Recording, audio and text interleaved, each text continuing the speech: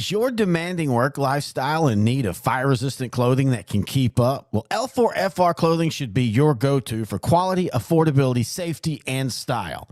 L4FR was founded by a third-generation oil field worker who is also a veteran. Thus, this company has a deep appreciation for reliability and longevity, all while we provide first-rate customer service. Our durable apparel will serve you well for many years to come, whether you're working on a pipeline, a lineman climbing utility poles, or in any other environment requiring fire-resistant apparel. L4FR has you covered. Our apparel is tough enough to resist hazardous conditions while still providing high comfort and style. L4FR provides clothing options to ensure your safety and comfort, whether you're on the job or not. To view our complete inventory of flame-resistant garments, please visit our online store at l4frclothing.com or give us a call at 817-757-4935. Si habla español. Struggling with mobility, chronic pain, work, or sports injury? At Azalea Orthopedics, our team of highly trained physicians specialize in complete orthopedic care, pain management, sports medicine, physical medicine, and rehabilitation. If you've sustained a bone or joint injury, have mobility or movement problems, struggle with pain, contact Azalea Orthopedics. We're conveniently located across East Texas, serving 18 counties. When visiting your doctor, urgent care, or hospital, you have a choice. Demand Azalea. At Azalea Orthopedics, your health is our priority.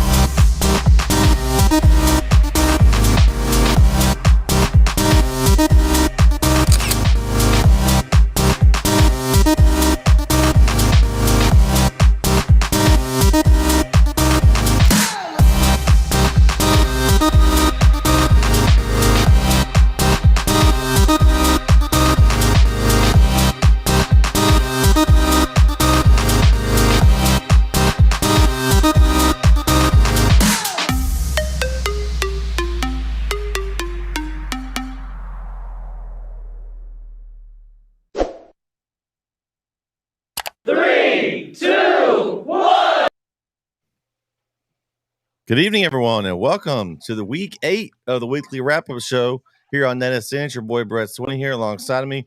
I've got Christian Blevins, Mr. Red Zone, Kyle Owens, and our man Spence is back with us this week by popular demand. And also, he had some things to say this week, so he was wanting to jump back on, and we may have some others join us here soon. Guys, how's everybody's week going? Good, it's been man. going good. Can't complain. It's getting ready for another exciting week around East Texas for high school football. District's hot and heavy now, so I'm excited to see what all happens this weekend. But it's been a good week so far. Yeah, district's a little weird now, especially after all that happened Friday with a lot of districts around East Texas. So, I mean, I'm ready for the Friday and Saturday. See what Can we say Friday the 13th was in full effect last Friday night? Yes, it was. It was a wild night for football. It was a little bit. So, I did okay. I went 6-4, and with everything, the chaos that happened, I honestly was okay with 6-4, just because no one got 10. Our highest, we had 14 people tie this week with 8. Kyle, I think you were one of those. Christian and Spence, how'd you guys do this week? I think I went 7-3. There was a lot of games that got jacked up. I picked center to be Van and Chapel to be Lindale. I think Grand Saline lost too. So, yeah. I think I could have went 9-1. We talked about this earlier today on the Beast from the East show, but I should have picked Gladewater. I was this close to choosing Gladewater, and I almost went with them, and I didn't, and I should have, and then I would have been the only one 9-1, but I almost did. Hey, the one person in the whole pick'ems that picked Glendale. Hey, Congratulations. shout out, Jake. Shout out, Jake. Congratulations. You were one of the only. You were the only person that had enough cojones to pick Glendale. I give that to you. You earned that one. My hats You off listen to to you. me. Corey, next time you just got to listen to yourself. I was gonna pick against my team, but man, it's Friday the 13th, dog. That's all I say. That's It all I was gotta say. weird. It was weird. It wasn't a good week of football. Period. It wasn't a good weekend for football. Period. It was weird. It I was was weird glad. all weekend. That's what we talked about. I was glad the Longhorns were off. They didn't get mixed up in all this nonsense. Your Spence, Cow- how'd you do this? How'd you do this Your week, Cow- Spence? Your Cowboys almost got locked up in it on Monday night. We thought that it Ooh. wouldn't carry over to the weekend. They almost got locked into it. Ooh. Oh, Spence We didn't lost. do I was well about at to all. lose. He must have really I was did about bad. to lose. Eddie's already laying blame. I blame that on Corey. Oh, he's already Hey, he's Don't blaming. blame it on me. hey, Don't blame it on hey, me. Blame it listen. on Friday the 13th. Blame it on Jason. Hey, listen. USC got beat. Washington beat Oregon. I was good Saturday. I was great. USC was gonna get beat anyway. They've been playing like I, trash. I, USC but I was bound knew to it get beat. was. But here's the thing: I knew it was coming. They were going to lose to somebody. I picked them to lose 3 games this year, and Michael Penix Jr. is probably going to be the Heisman winner. He should. Because I just don't think that Bo Nix is better.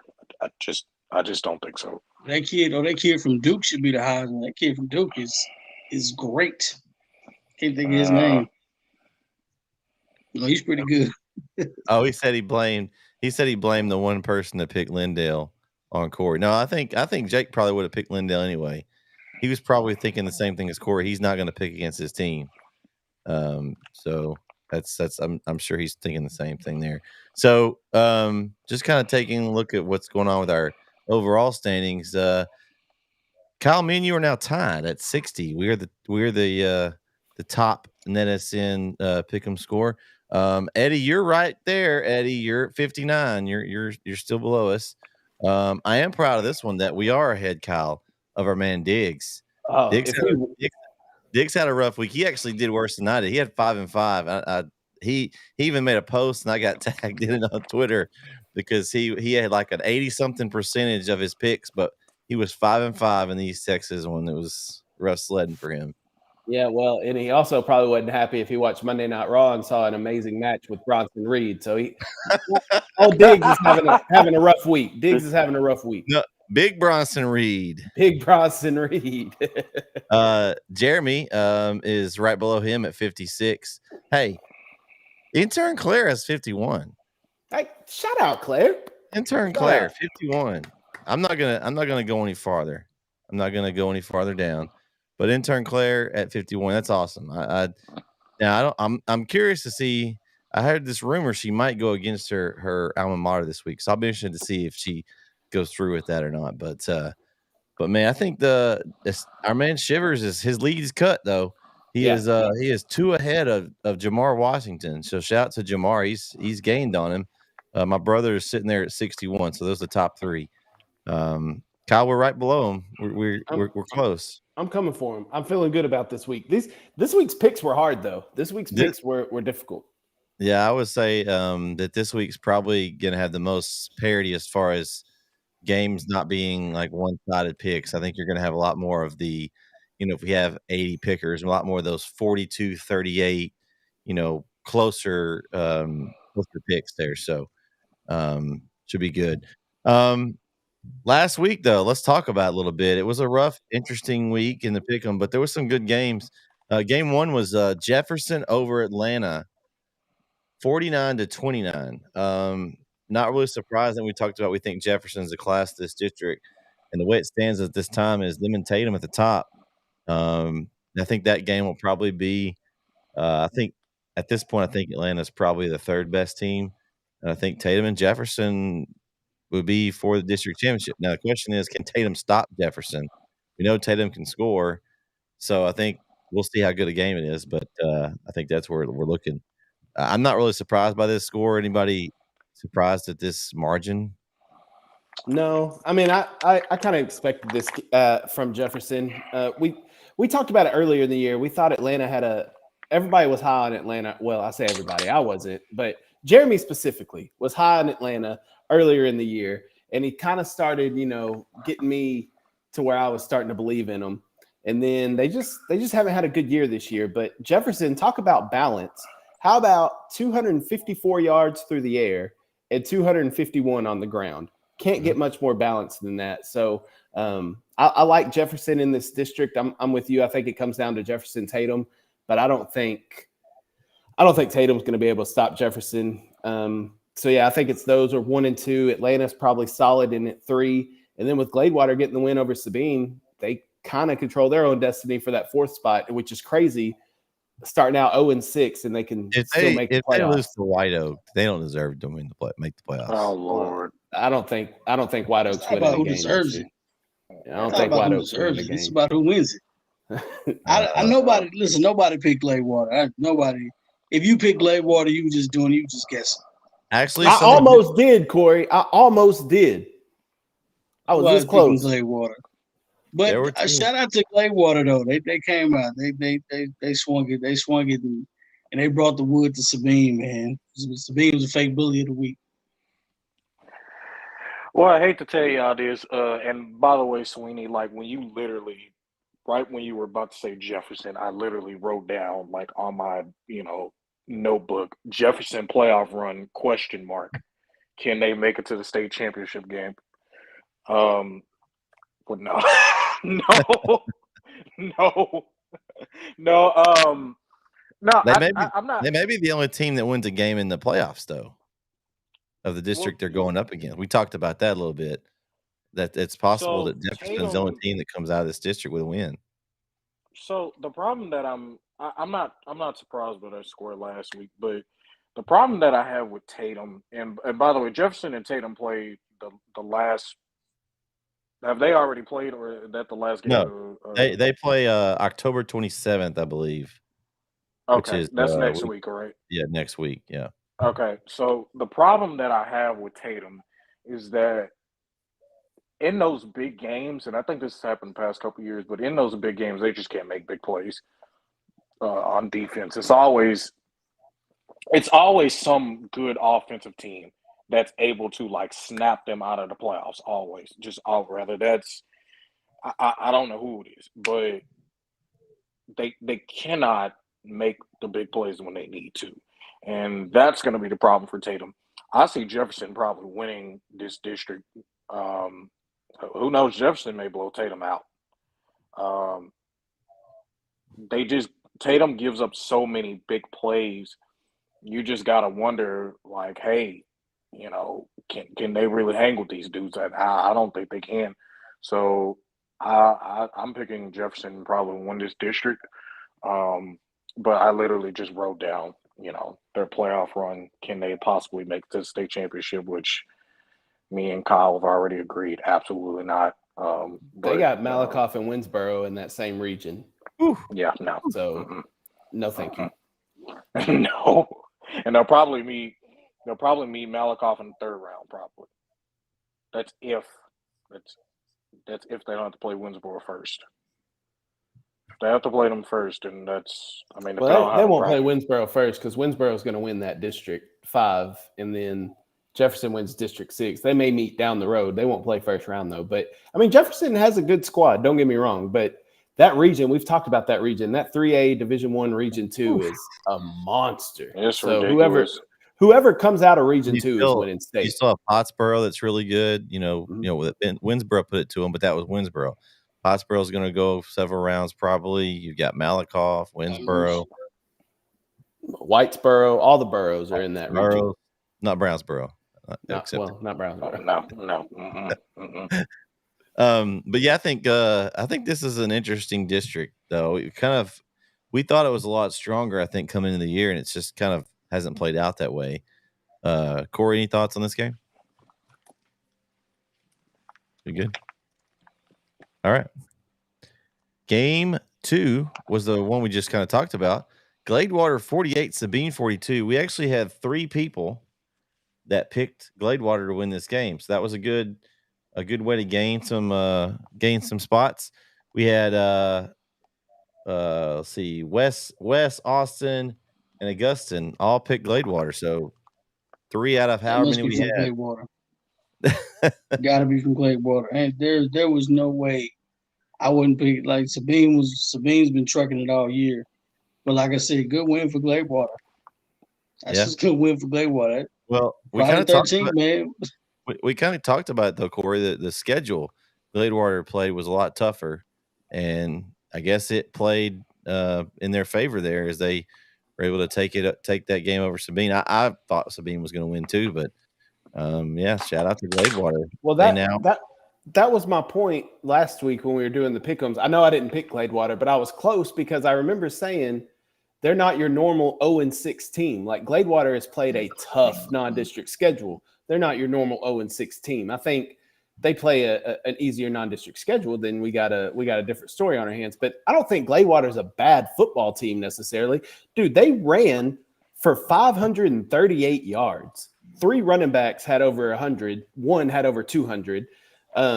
They ran the ball down Sabine's throat. And if you can run the ball like that this late in the season, you're not a bad football team. So I think that record is kind of deceiving for Gladewater. I don't think they're world beaters by any means, but I do think they're better than their record shows. Well, I think they've even through their losses, I think they've been consistent, especially offensively. It's just they've played such a tough schedule. I think their defense is kind of used to playing a harder schedule. Now we don't know what that means come playoff time because I think Gladewater is still probably gonna make the playoffs, simply because they've had a tough non-district. But we don't know what that means going forward for them. It was a great win. It was spectacular. I think that they showed up and showed out. But we don't know what they are when it comes to playoffs. But I will tell you this though, they will go past the second round in my opinion. Not a chance. Not a chance. If they get the 4 seed out of 6, they're playing Winsboro in the first round. They're one and done. So they probably no. They're not getting there. Yeah. No. Because that game. Dang, Cal, you didn't let that breathe. that game is probably if they get the 4th spot, that's gonna be a blowout. It's not even gonna be fair. Yeah. They play. Well, and then you got Pottsboro's number 2, so they're gonna get probably Atlanta. That game probably won't be close either. Y'all know this district went 0-4 in the playoffs last year. Wow. This district did very good. I mean, Jefferson's pretty good though. Jefferson's pretty good. I don't ever count out Tatum either, so they'll compete. As long as Cameron Williams is healthy, I'll give Jefferson a fair chance to get some 4 seed because I think Jefferson's gonna win this district. But I mean, last year this district went 0-4. It's not a very good district. No, it's a weak district. Yeah, so it wouldn't be a surprise to see any of these teams. Like I said, if they repeated what they did last year and go over. 10 years ago would have been a great district. Yeah. Almost 12, it would have been a great district. But now it's just ain't the same. Now I look at the records and stuff. I don't really, to be honest with you, Gladewater didn't play that big of a schedule. There ain't a big difference between the schedule between Gladewater and Sabine, to be honest with you. They played pretty much the same opponents. Malakoff and Gunner? And they both played they played with somebody they played Mount Vernon and Spring Hill. They both played Malakoff and Gunner and Dangerfield. That's pretty good. And then what West Russ, Sabine played West Russ. And and Pot. So I mean, it's a little. Basically, what I'm saying is this: their somebody's schedule was a 7, the other schedule was a 6. Wasn't that big of a difference to me. To me, it wasn't that big of a difference. What I'm saying is this: I think Sabine could have had an opportunity to win the game. I'm surprised Gladewater did. Gladewater's 1-1. Sabine's 0-2.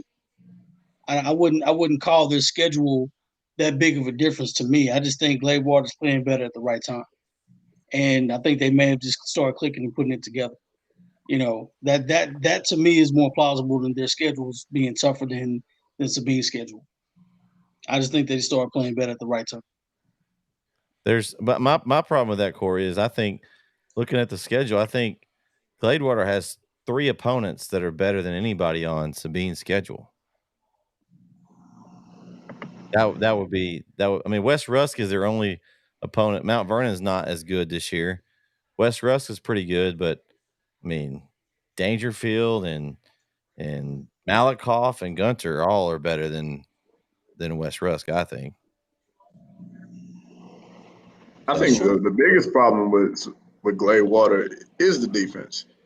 I mean, you look at 53 points, 42 points, 35 points, 51 points, 59 points, 41 points, and then the one game they won, they gave up 42 points. I mean, we talking about a team that's giving up way too many points all year long. Like, there's no way you can think that this is going to be a sufficient team and think that it's – I mean, they could win. They could get 4th place in district, but, I mean, they've been playing terrible defense all year long. So, I don't – you can't really just buy anything in the Gladewater. And, I mean – And I think just in 3A, they've given up the most points in the East Texas area, just in 3A. I think they've given up the most points. That's a good point by Eddie. You can't score 23 and give up 46. That's not going to get you very far. Yeah, not quite, huh? Can't win with a minus 23 ratio, huh? Not too many times. Right now, Gladewater kind of looks like Colorado a little bit. Good offensive team, just can't play defense. I don't think anybody's buying that one. Well, Colorado can't play defense. I mean, they just can't. No, I'm with you. Colorado can play defense. They just can't stop the big play. Since we're talking about Gladewater getting 4th here, let's talk about their possible opponent in the first round. Game 3 is Winsboro and Pottsboro. Winsboro took Pottsboro to the whipping shed. Spence, did you pick? We didn't get a chance to ask you. How many did you get right this week? I don't know. I don't even remember because I lost the 2 biggest ones that I talked the most about. I lost those, so I didn't carry up with the rest of them. That's not a good sign if you don't remember. That means you probably didn't do very well. No, I mean, I know I picked Winsboro. I didn't think Pottsboro would beat them. I thought this was a revenge game. I know they lost last year. I know they were going to want their lick back from the year before. Plus, I think Winsboro is a lot better this year than they were last year. I think the biggest difference between last year and this year is that they're willing to run the ball a whole lot more than they were probably last year, especially like the quarterback. I think it was more so about keeping Kyler healthy throughout the year. But when you see him run for 191 yards, I mean, you can tell like they're throwing everything at him. And of course, the running back had over 200 too. So they kind of really beat Pottsboro up and ran the ball all over him. I did pick, like I said, I did like Winsboro going into the game, more so because I'm a Kyler Finney fanboy. Like, I think he's really, really, really, really good. But no, I was really happy with the results. I was happy for Winsboro. And like I said, I'm not really invested in him, but I think Kyler Finney's a great player, and I would love to see him put a playoff run together to kind of back up what I've been saying about him being the best Q in East Texas to me. So, I thought it was a really, really good win, a statement win for Winsboro, and hopefully they can stay healthy over the next couple of weeks and put a playoff run together. Yeah, that's my thing about Winsboro. Kyler Finney is outstanding. That offense is great, and the defense has been playing well. Pottsboro's got a good offense too. Major McBride went off, had over nearly 230 yards rushing for Pottsboro. He's a hell of a player too. But, Winsboro, I feel like, and I've said this all year long, I feel like Winsboro, like this is their year, I feel like. Each year it's been, either a 1-point loss to Pottsboro to just barely miss the playoffs, or a couple seasons ago, there's like 3 or 4 losses where by a combined like 6 or 7 points. Like, they've just been on the edge the past couple of years. And I think this is the year they finally get it all together. But just like we talked about, looming in the playoffs at some point, round 3, round 4, round 2, whatever it is, that Winsboro-Malakoff, they're going to collide.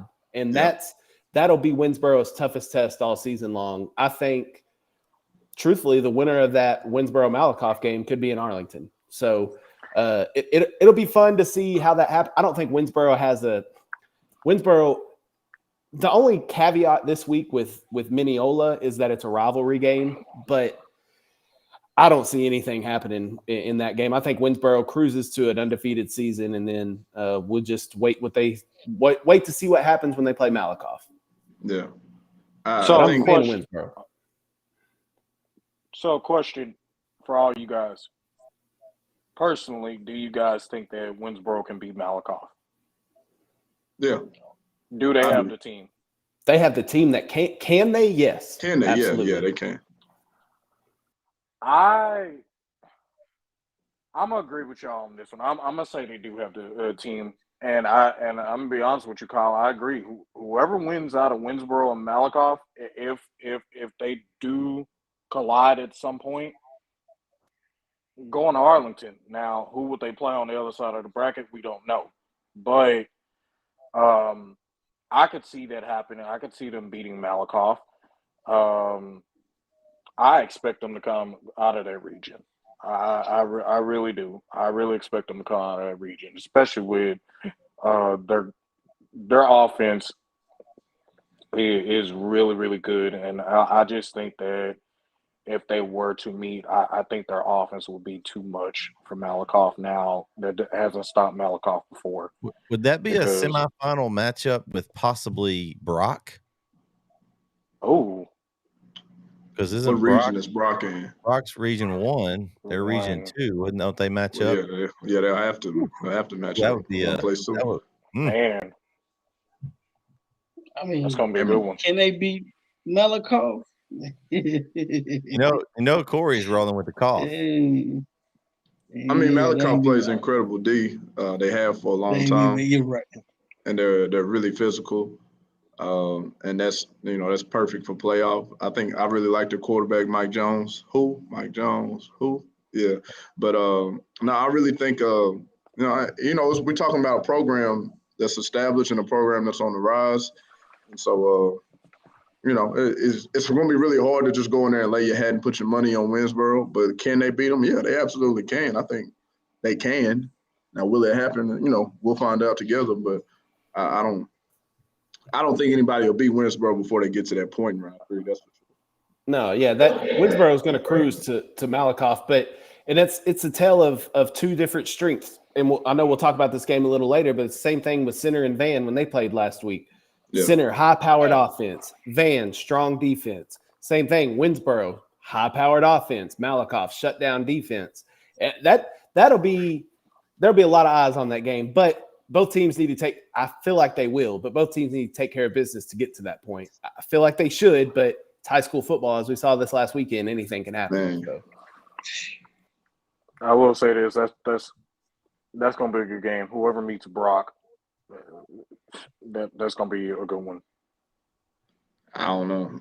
Brock held Pleasant Grove to 10 points. I'm not putting nobody over Brock right now. Yeah, that's tough.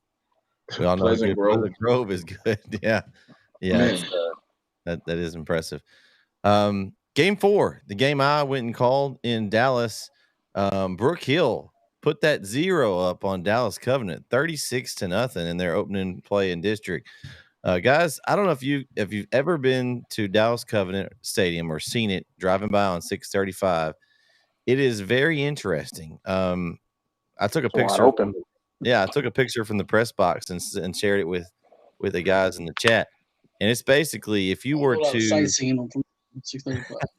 If you were to look at the stadium on the visitor side, it's a old school, like if you were at Lindsay Park at the bleachers, like you'd see just sitting on the side of the soccer fields. That's what the bleachers were like on the visitor side. There was several of them, and then if you fell over the wall there, that was basically right behind you, you're on the service road of 635. So on the stream, you could just see cars just going by the entire game. It was interesting. Now they have a nice facility. It's one of those landlocked places where they've got basically they've got to go up with everything. There was nice press box for the size stadium. We had everything we needed. It was great. And Brook Hill's defense showed out. Corey, you always love those 0 shutouts. I mean, you got to catch a little bit of this game? Coach Hubbard and company, they were impressive on D. They've been impressive all week. I've been impressive all year, pretty much. They've gotten better and better and better. But they got a test this week, so we're gonna see. Yeah, they got number 1 Dallas Christian coming into their house, and Dallas Christian is one of those. They play everybody 6A, 5A, any of the private schools. Their schedule is pretty much wide open, and we'll have that game on NETSN. But it's going to be a test. I think if Brook Hill plays, their defense is going to be there. If their offense can score enough points to stay with Dallas Christian, it should be interesting. I expect them to at least make the game, a competitive game for at least a little bit. But it's going to be interesting. It's going to be tough. I'd like to hear what Coach Hubbard has to say, but he hasn't been able to get here on here with us yet. So if he does, maybe we'll let him talk about that game last week and the game coming up. But yeah, I'm looking forward to the next one here. Game 5, Lindale over Chapel Hill, 35-23. Oh God, Guys, I'm still celebrating. I've got Clint Thurman behind me, and he's still celebrating here at Lindale Stadium for the game. Then I gotta tip my hat to the Lindale Eagles. Coach Cochran and his staff had a great game plan. Their game plan was basically to take the ball out of Chapel Hill's offense and make the Chapel Hill defense stop the run game, and they were able to make enough turnovers, enough stops to get the job done. I'm really surprised, and the score I think was like 35-10. I think Chapel Hill scored the last couple of touchdowns, so it was a pretty big margin there, and just totally surprised. I mean, I thought Lindale would give them a tough test because they always are tough in Lindale. Chapel Hill has a tough time over there, but I just didn't expect this. Well, listen, I called the game, and we were me and Keith with me. We were on the call for the game, and I got a lot. I put it in the chat. I got a lot of words to say about this game, so y'all bear with me. So listen, Chapel Hill. Here's basically what Lindale did was they were like, okay, we're gonna tire y'all out. Okay, we're gonna take time off the clock. We got a quarterback who used to play running back, so we're just gonna run the ball with him all night long. And this is the one thing that I said a couple of weeks ago. I said, because everybody was like, oh, their starting running back was out. He got hurt. I think he got hurt against Kilgore. And I said, well, they do have another running back named Caleb Hart. Caleb Hart basically was like their bulldozer that whole night. They absolutely just consistently ran the ball every time. It's like they never missed a beat. It was always on. It was just consistent. And when you have Clint Thurman, who and I actually got it right here. Clint Thurman ran for 307 yards. 307. Ran 307 yards. And the fact that Chapel Hill's defense was not even able to contain this guy. Like, I interviewed him and Coach Cochran after the game. And he basically said, and I'm gonna be honest with you, he basically said Chapel Hill wasn't ready for us. Now, obviously, me being from Chapel Hill, did that make me mad? Yes. Yeah. Did that make me mad? Yeah. Did that make me mad? Yes. Hold on, wait. That's disrespectful. I mean, for saying they're not ready. I'm just saying, like you won. You won, yeah. I'm just saying, don't be disrespectful. I don't think that's disrespectful. You're the number one team in the state, and we just got beat by 40-something points. You wasn't ready. 40. It wasn't 40, but 69-24. I'm saying this. 64-29. Oh, 64-29, my bad. They got whooped they got wiped off the face of the earth by Kilgore, and then they come back and beat the number 1 team in the state, Chapel Hill. And this is the other problem. What Chapel Hill didn't do all night, if you notice, if you go back and watch the whole game, you know what they didn't do? They didn't fill the egg gap at all. They didn't fill the egg gap at all. And if they did, all they did was just basically Clint Thurman was able just to find a little hole, bust up the hole, get through. He had a 80-something yard run where Davion Ross tracked him down, and Chapel Hill was tired all night. They could not do anything. And really, when you look at it, Chapel Hill only had, 3 or 4 good plays. Ricky Stewart had a 90-yarder. Then he had a 70-yarder. These were touchdowns that I'm talking about. And then they had 2 throws that were good. But other than that, that's all they had all night. So, and when was the last time you seen Ricky Stewart fumble the ball? A lot. When was the last time? He fumbled the ball. I think oh, yeah. Yeah. Well, that too. But I'm just saying, in a high-stakes game like that, where you need to score, I don't think I've ever seen him fumble like that. So that was hard to watch.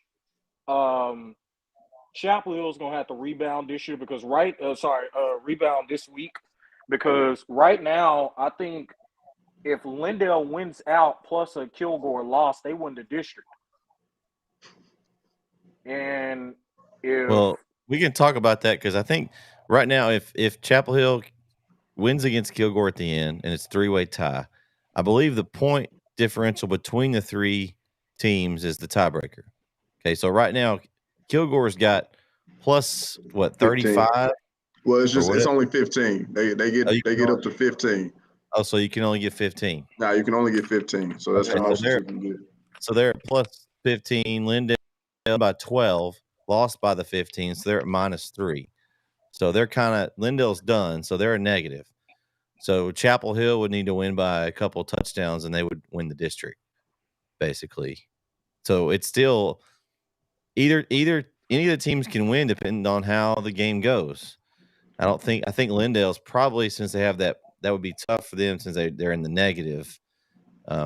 Because if Chapel Hill wins, they would have to win by not enough and then beat Kilgore. That'd be crazy. So it's going to be points. It kind of come down to it. But then Chapel Hill still has to win. And right now, that game's up in the air more than we thought it was going to be. I mean, I really thought that Chapel Hill, if they come to play, I think they beat Kilgore. But they can't do this. They can't let their defense sit out there all night, which Kilgore has got the film now. They got two good films. Palestine did the same thing. They just didn't have the same push on the offensive line. Chapel Hill was able to get them off the field a little bit better. But you got 2 game films now on them. I'd hate to be Henderson this week. Okay, I'd hate to be Henderson this week because Henderson. You'd have to hate to be Henderson every week. But yeah, it ain't just this week. This week for sure. But do you think those Chapel Hill guys aren't going to be fired up? If they're not fired up after what happened last week, man. Well, I'll your say dad. back. So here's the issue. He's with Corey. He's with Corey. Here's the issue with this. I said it last week, and I said this is a trap game for Chapel Hill either way. Either Lindale was going to be Kilgore, or they were going to beat Chapel Hill. They beat Chapel Hill. Gotcha. It was a trap game. Chapel Hill didn't come prepared. They've been playing sluggish ever since the bye week. If you didn't know, they have been. They've been playing sluggish ever since the Palestine game. So they needed to get this loss out of the way. It was going to happen. Either happen now, it was happen in the playoffs. Got it. And what do? Right? You regroup. Okay. Now, before this loss, I'll probably say, well, probably Kilgore matched up. Yeah, okay. Maybe Kilgore. I don't think Kilgore beats Chapel Hill.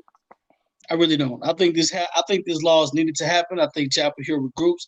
Doesn't matter who wins district at this point. Chapel Hill, whoever's in this district better than the district, Chapel Hill's got to play anyway. 1 through 4, it doesn't matter. They're going to beat the district championship in that district anyway. So it doesn't matter. It's going to be a competition, but they're not going to have to play anybody until they have to either face Kilgore or Lindale again. So it ain't going to matter. That's why I said, whoever was talking noise, be humble. You may have to play Chapel Hill again in a neutral site. Be humble. You had him And that before, you may guy, not be I able to just beat him don't. again. I don't think it's necessarily disrespectful to say that a team is not ready to play. No, I mean, just say we happy to get a win, blah blah blah. I like the fact that you're gonna be disrespectful a little bit. It's a little disrespect. I don't want to say was. it's a I little don't think it. disrespect. I just don't see it as disrespect if you're telling the truth. I mean, and the biggest thing about it, The Clint truth, Thurman. sometimes the truth is disrespectful. Did you, look at I feel you. I feel you. look at whatchamacallit. It's but I mean either way it goes, I want to be on but it's okay. Either way it goes, the kid said what he said. It happens. You beat Chapel, he beat the number one team in the state. Man, I it think that's happens. unfair if you They put it on the needed that kid. loss. Like, are we talking about the coach or Oh are we yeah, talking about the kid? We're talking I'm about talking about the kid. Clint Thurman. I mean, the kid is rolling off an emotional high. He just ran for 300 No. yards in a game where nobody thought he would win. He don't know what he's I'm not, saying.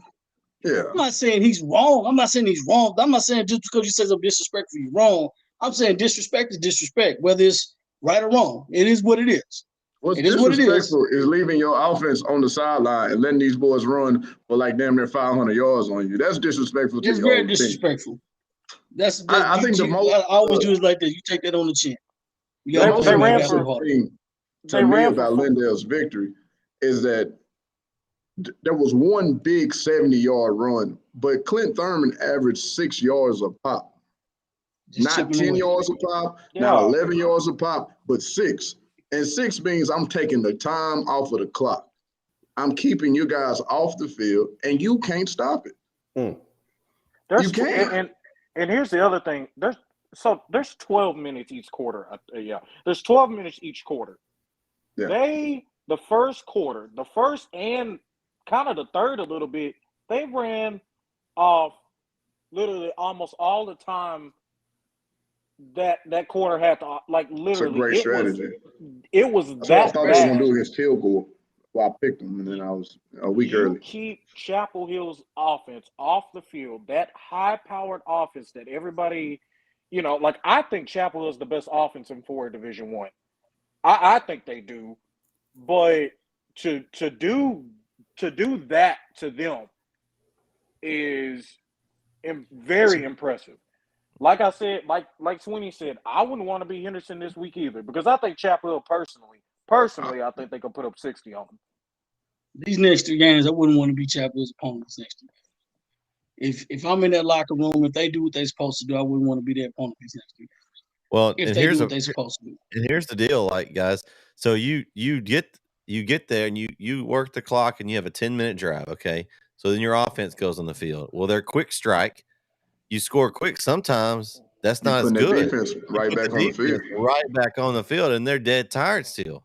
You ain't even had time to coach you up. And so then they have to go right back out there. I've seen it. Chapel do it. I saw a couple of plays in the game where they just boom, quick strike, and the offense had to go, or defense had to go right back out. Well, now they haven't even recovered, hadn't got a chance to make any adjustments or anything like that. They got to go back out there. It's been like that all season. Here's a question for y'all, because y'all watch Chapel Hill way more than I do.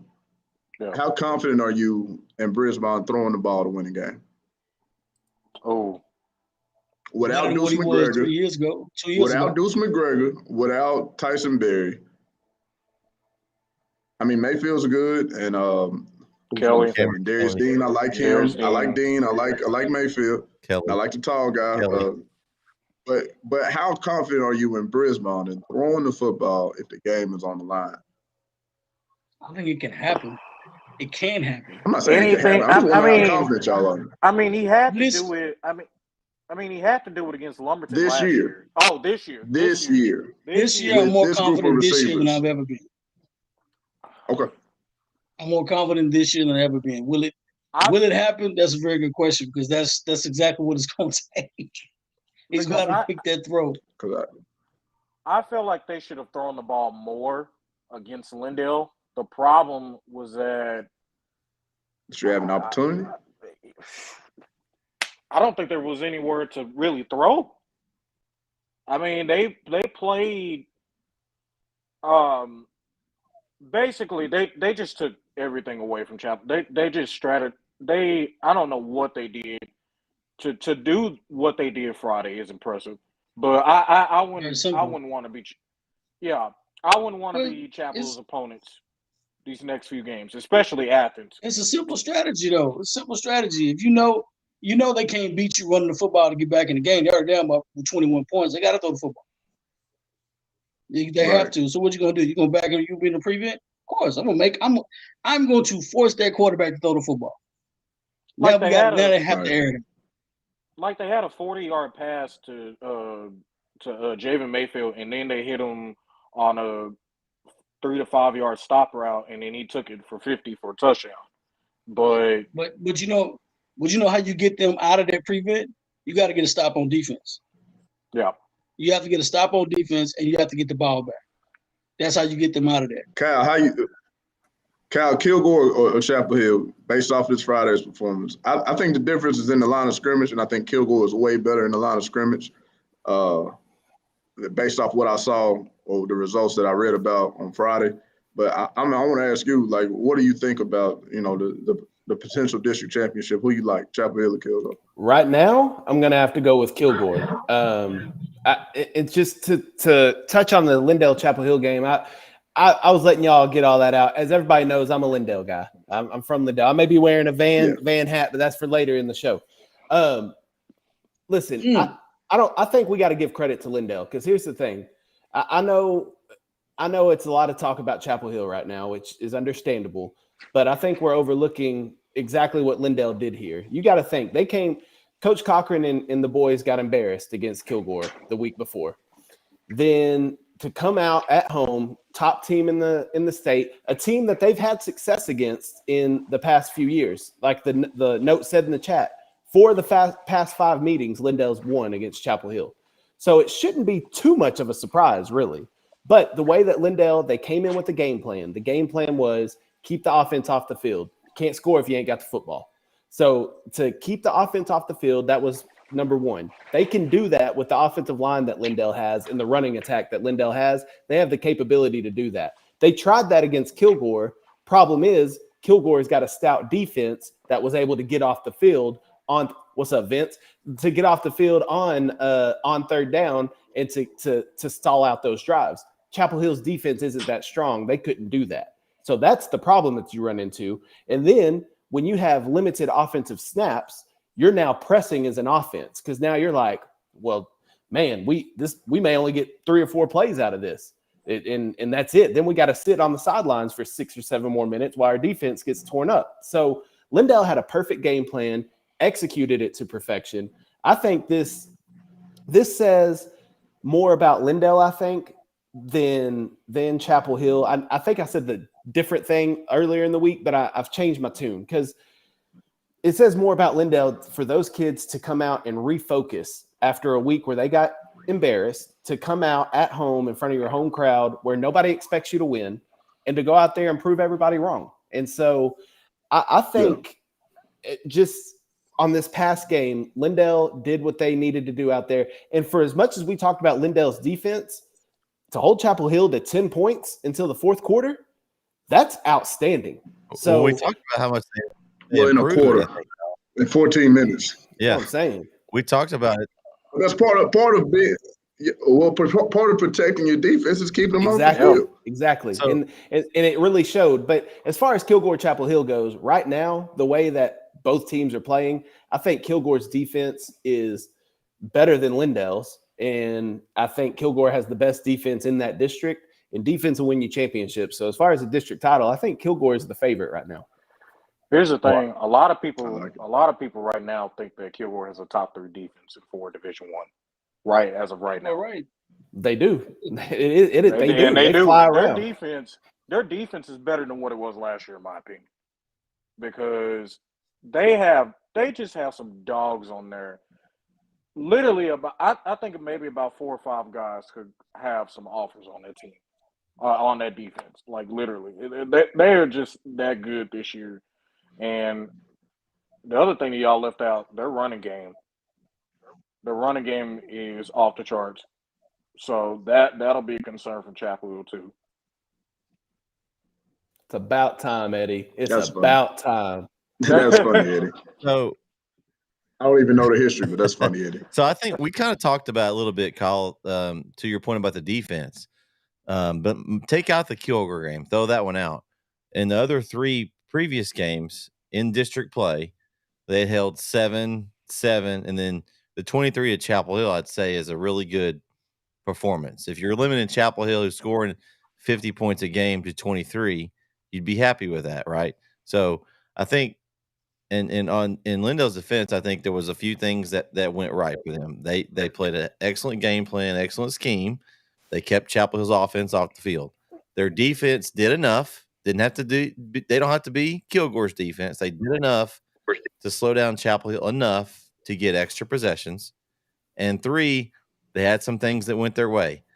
They had the fumbles from Chapel Hill, and they just didn't defense play caused.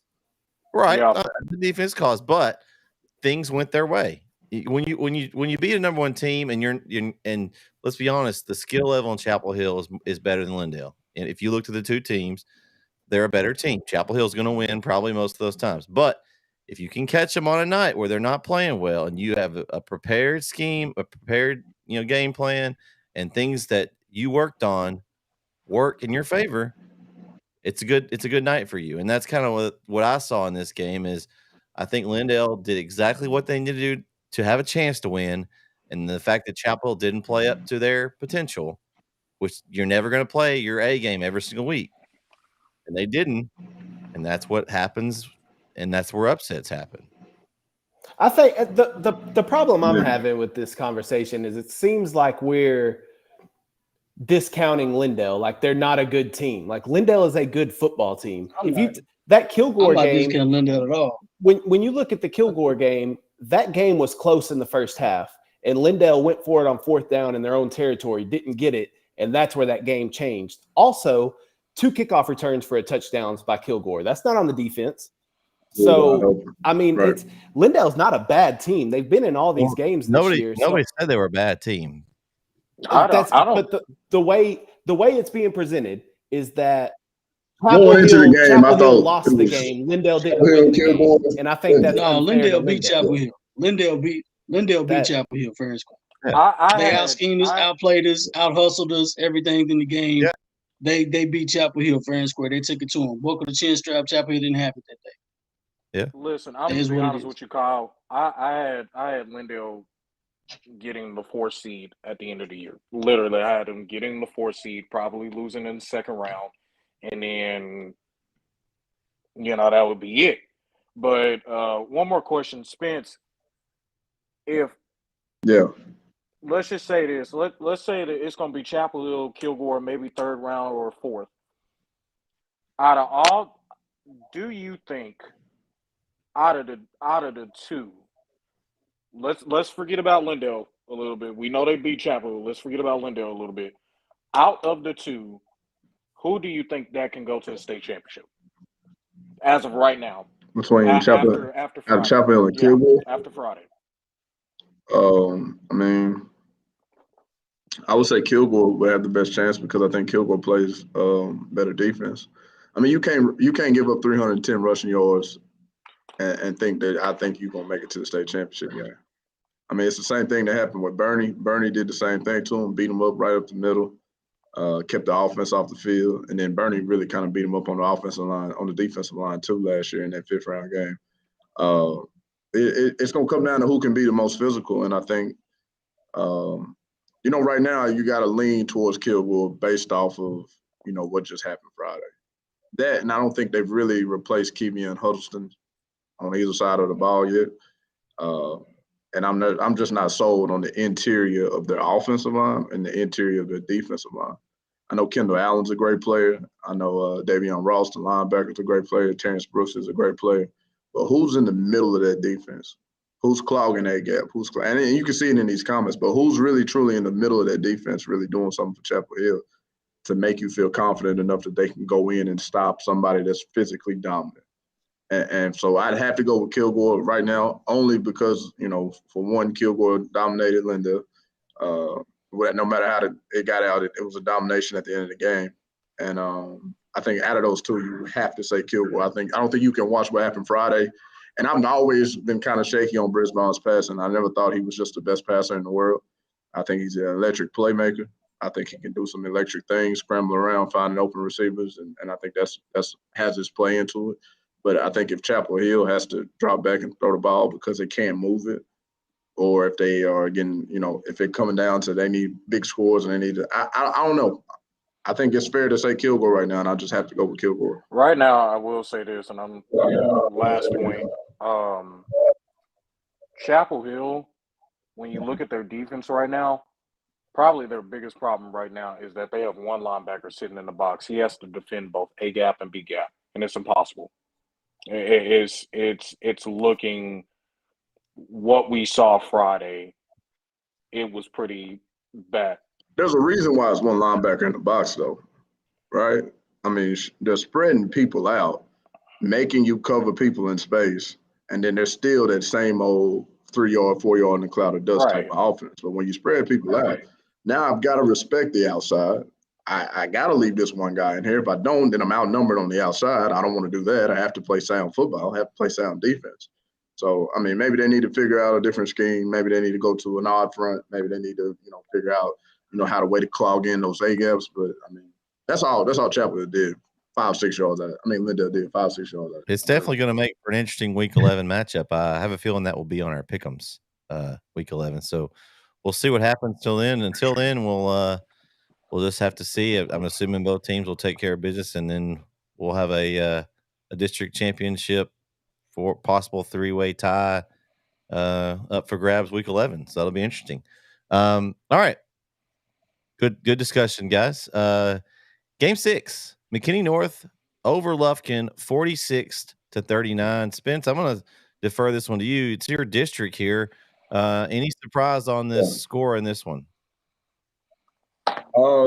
Surprise, yeah. I didn't think they would score that many on Lufkin. That's backwards. I didn't think Lufkin would score as much as they did. This game was 25-25 at halftime, or somewhere close. Like at halftime, they were going back and forth, and that was a surprise to me because I didn't think Lufkin was that good offensively. I know Keidron Young, the Notre Dame commit, is amazing, and he had an amazing 81-yard run there right before halftime. But I thought McKinney North was I just expected them to play defense a little bit better than what they did. Because I just didn't expect that out of them to have such a high scoring game. Lufkin just kind of ran out of bullets at the end, and that's pretty much what happened to them. They just kind of ran out of bullets, fell behind. And McKinney North to me is this is a huge game coming up with us in Longview, and I don't want to speak too much about that, but to me, I was more so surprised that Lufkin scored as much as they did this past Friday. That was the surprise to me too, Spence. The only time that I've seen Lufkin was against Longview, so maybe I have an unfair, opinion on Lufkin because I think that was a Longview dominated that game, but I also think Lufkin didn't play very well that night too. So I kind of have a bad, outlook on it, but I was surprised to see Lufkin put up that many points. But it's also encouraging that Lufkin kept it close and was very competitive with a very good McKinney North team. I think that says a lot about Lufkin, and I've already made my pick on the Tyler Lufkin game this week, but I think that'll be a very good game this week. But I'm impressed with Lufkin. Who you got? I took Tyler High only because I was torn on it, but I took Tyler High because it's the 50-year anniversary of the 73 state championship for John Tyler. So and you cannot lose with Earl Campbell in there. You know what I mean? So, but I think Lufkin, they impressed me having the quarterback back, coming back from that concussion. I think he helps out a lot. I think Ty Hammond is his name, I believe. TJ Hammond. Yeah. So he helps out a lot having him healthy and back. So it'll be interesting to see what Lufkin can do. But I was impressed with Lufkin. It'll be a good loss if you wanna call it that. Yeah, if you look at these district standings over here, I mean, we got Tyler's 2-2. I mean, it's a huge game, and I know I'm talking about this future game with Tyler and Lufkin. But Lufkin's 1-3, Lancaster is 1-3, and Tyler is 2-2. So, I mean, it's a huge game for Lufkin coming up. The problem for Tyler High, Spence, is their 2-2 is the two teams at the bottom that they beat. So they've got a tougher finish. We've kind of talked about it. They control their own destiny in some sorts, but they've got a tough destiny because they haven't faced Longview or Forney. They got to come over here. So it's going to be this is basically we we kind of labeled it's an elimination game. Whoever loses this, Tyler High, Lufkin, they're pretty much out of the mix for the playoffs. For sure. I agree with that. I will say this. So I know we talked about this a little bit last week. So I picked McKinney North to win this one, and I picked them. just personally. I just picked them by a lot. I said they probably win by 2 touchdowns, maybe 3.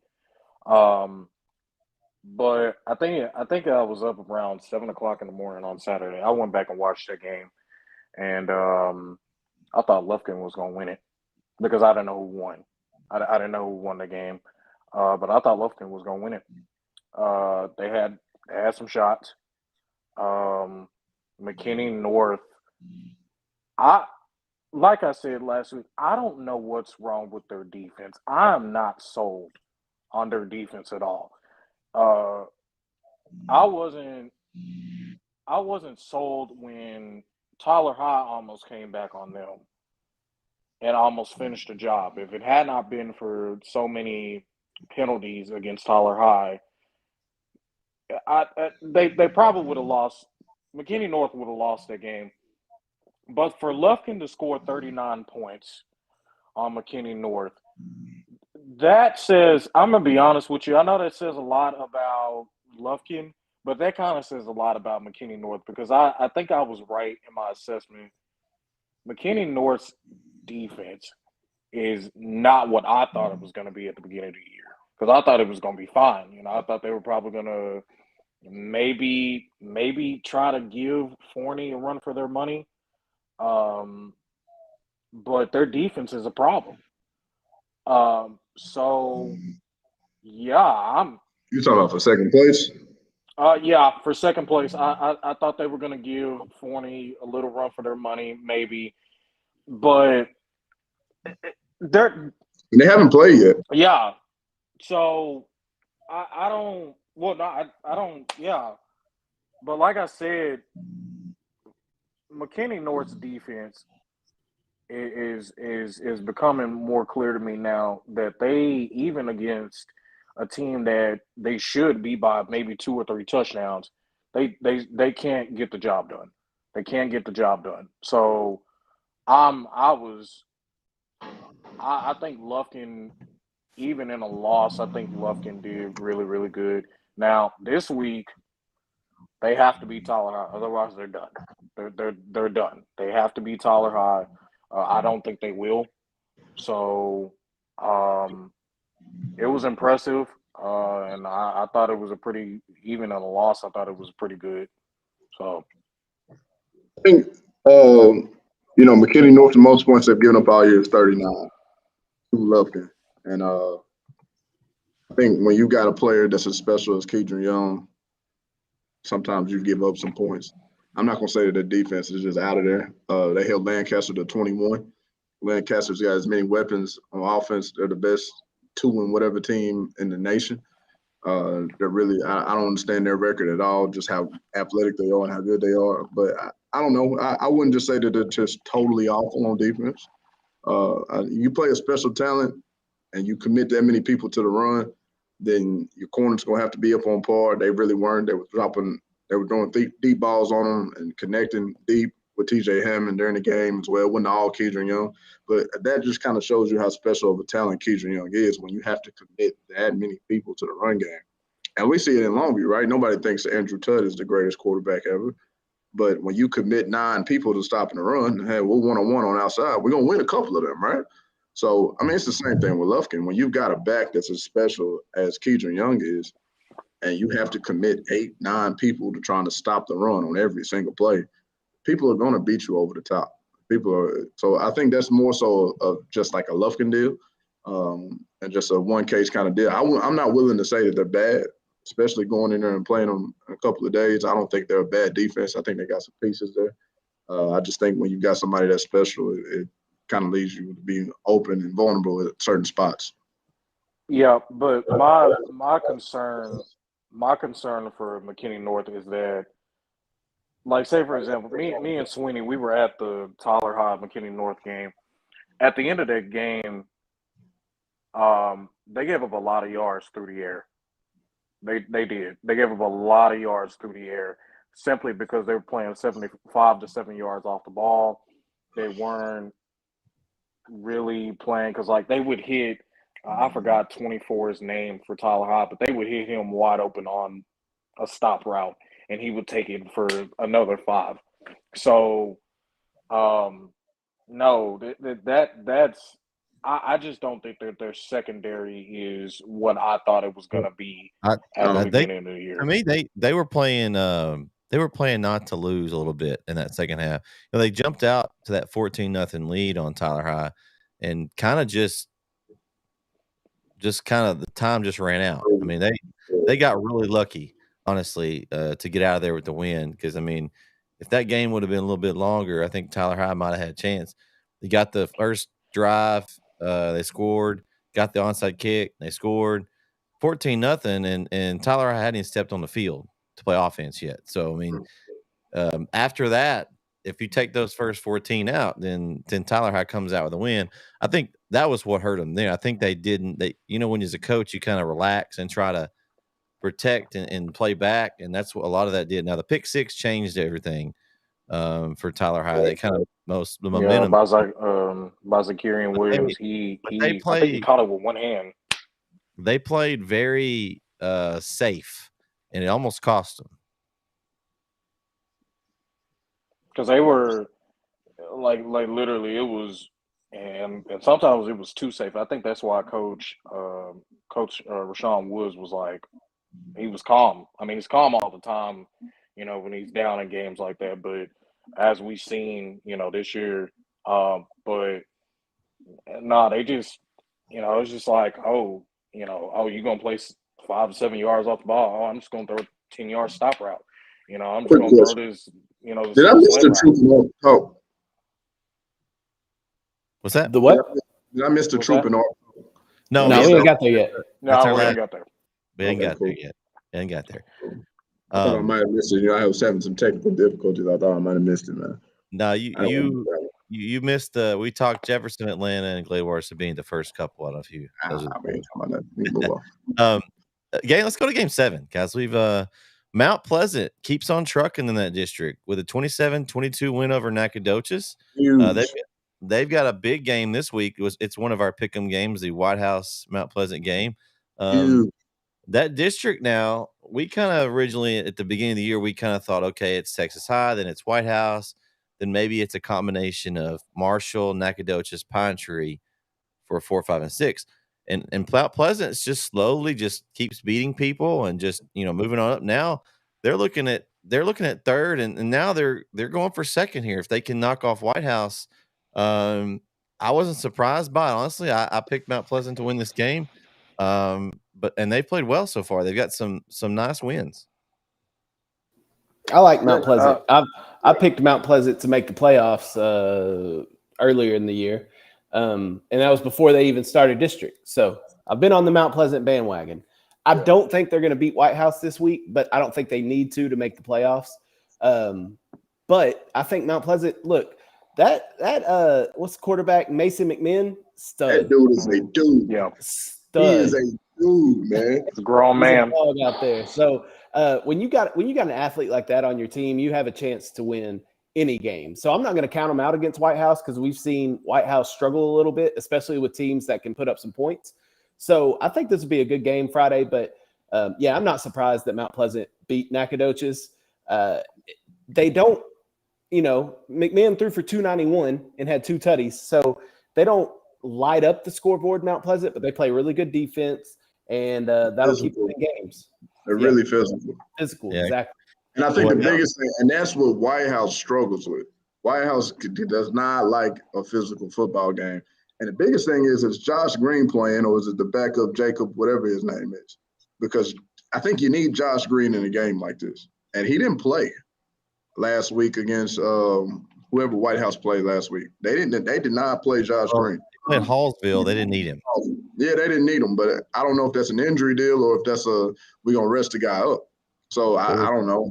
Well, see, here's White House's output so far. They've put up 33, 51, 45, 52, 35, 57, 54. So Yeah, it's going to be a battle of offense versus defense to me. I mean, if right. Mount Pleasant's defense can hold White House to low enough total that they can stay in the game, Mount Pleasant has a chance. If they can't, then and it's a shootout game. I think White House wins it. Right. Well, to be honest, and Kyle, I'm gonna disagree with you on this one. I think Mount Pleasant has to win this game. They're gonna have to win this game. I think that they need to win this game. Just who's number one? Texas High. Texas High is number one.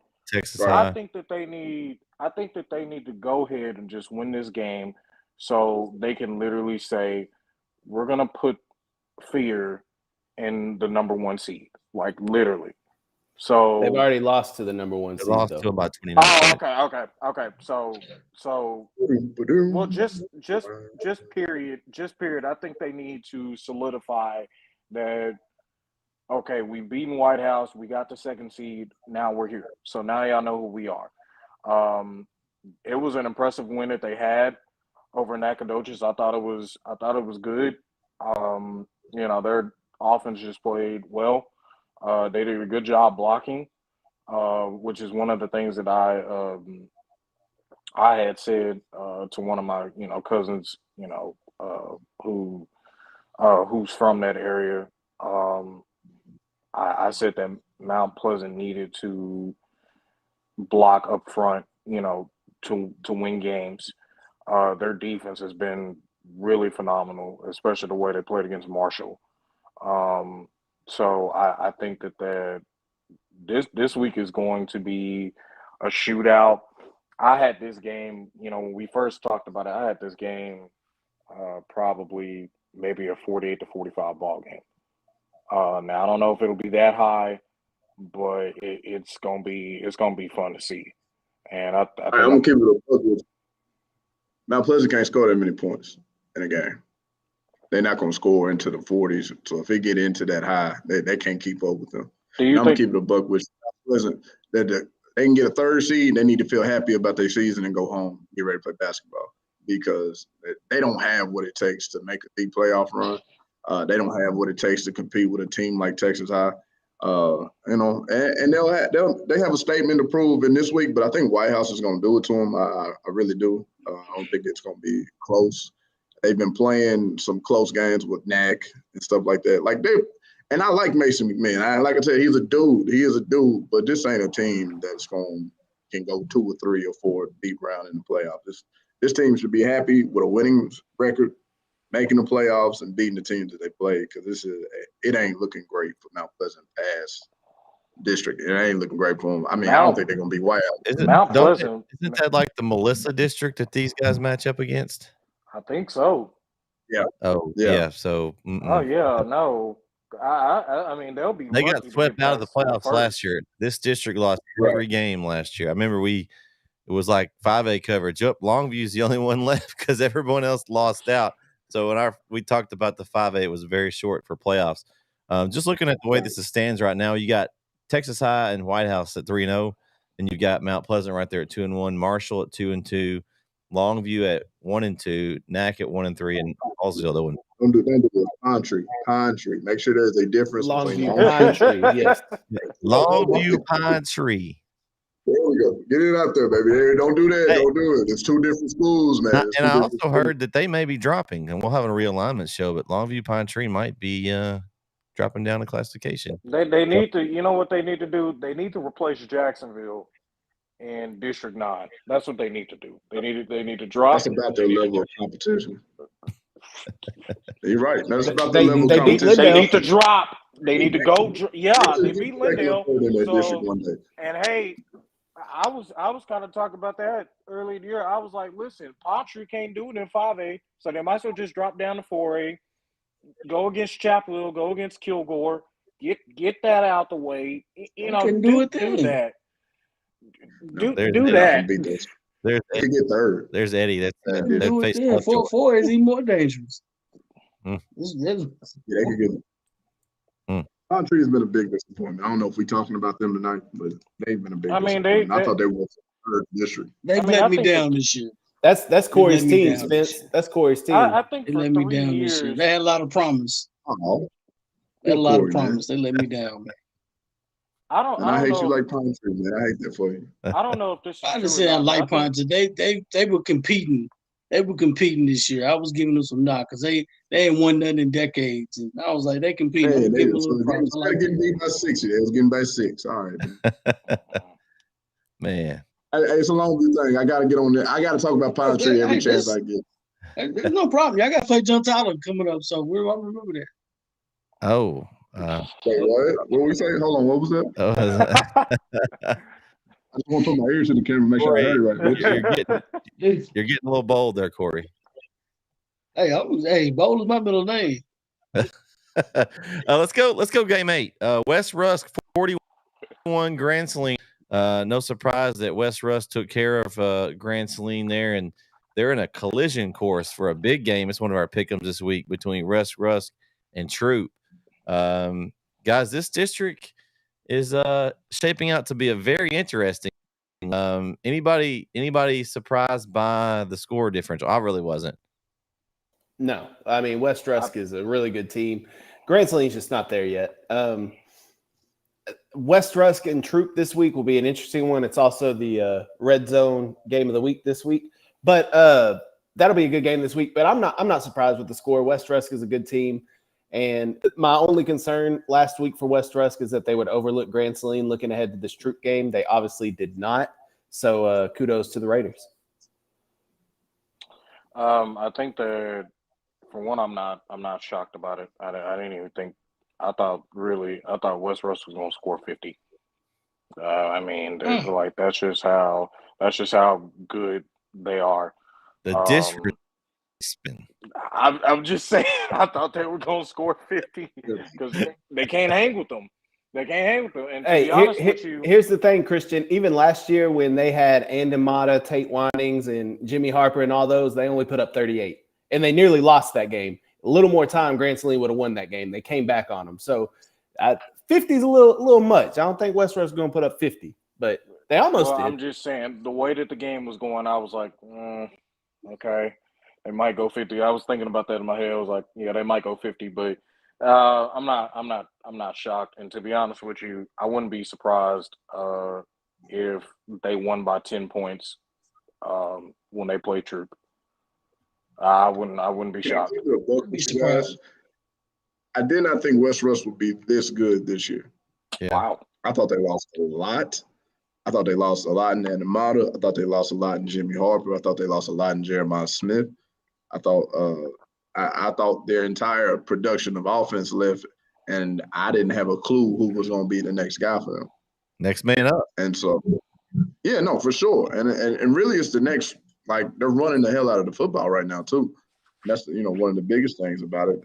Their back Murphy is incredible. And Cole Jackson, the other guy, has been playing really good football for them as well, running the football. And so, this whole season has been a surprise to me. I didn't think they would be as good as they were. I still had them win in district, but I didn't think, like I said, I've been surprised with their offensive output. I think their offensive output has been very impressive to me this year, just based off of what they've lost and not really knowing what they had coming. I mean, they've only lost. Oh, go ahead, Kyle. I was going to say that was a good point, Spence, because last year they threw the ball a lot with Mata because they could. They had, like you said, they had Jeremiah Smith out there, Jimmy Harper. They could throw the ball to. You don't have those guys anymore. So you give kudos to Coach Rafi Mata for realizing that and changing the game plan, changing the scheme. Okay, we don't have the talent to throw the ball like we did last year. Let's go ahead and run the ball down the throat, shorten the game. That's a good call by Coach Mata. And they've only lost to Malakoff and Tatum, which those aren't Malakoff's pretty losses. good.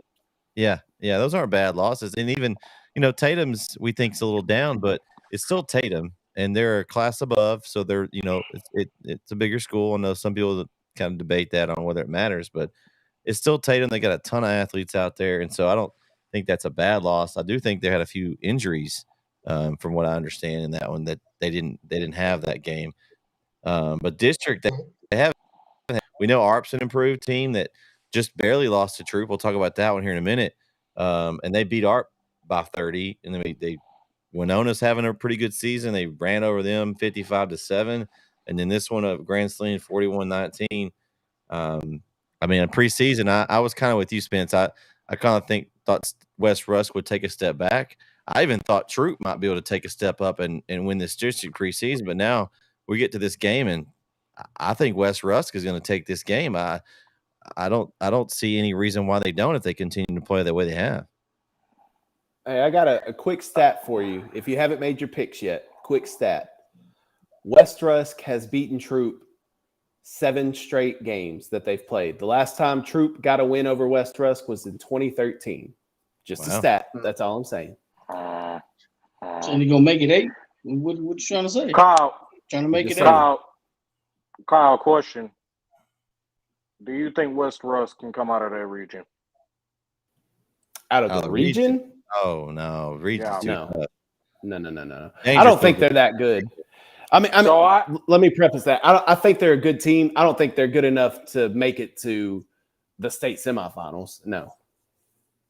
So I have a friend who I have actually 2 friends who play for Troop, who said that yes, we hope we beat them, but he said that that West Rusk has a good enough team to come out of that region. And I told him no, because the problem is I don't think that defensively they can handle talent down like all those teams that they're playing. Like I don't think they're going to make it out of the region to get that far. So I don't. Right now, I'm not buying it. Well, in that region, you got Newton, who's undefeated. They're dang good. Dangerfield. Don't overlook Harmony. Don't overlook Eddie's Hooks team. Like that region's tough. Troop in there like that. No, I don't think West Rusk gets out of that region.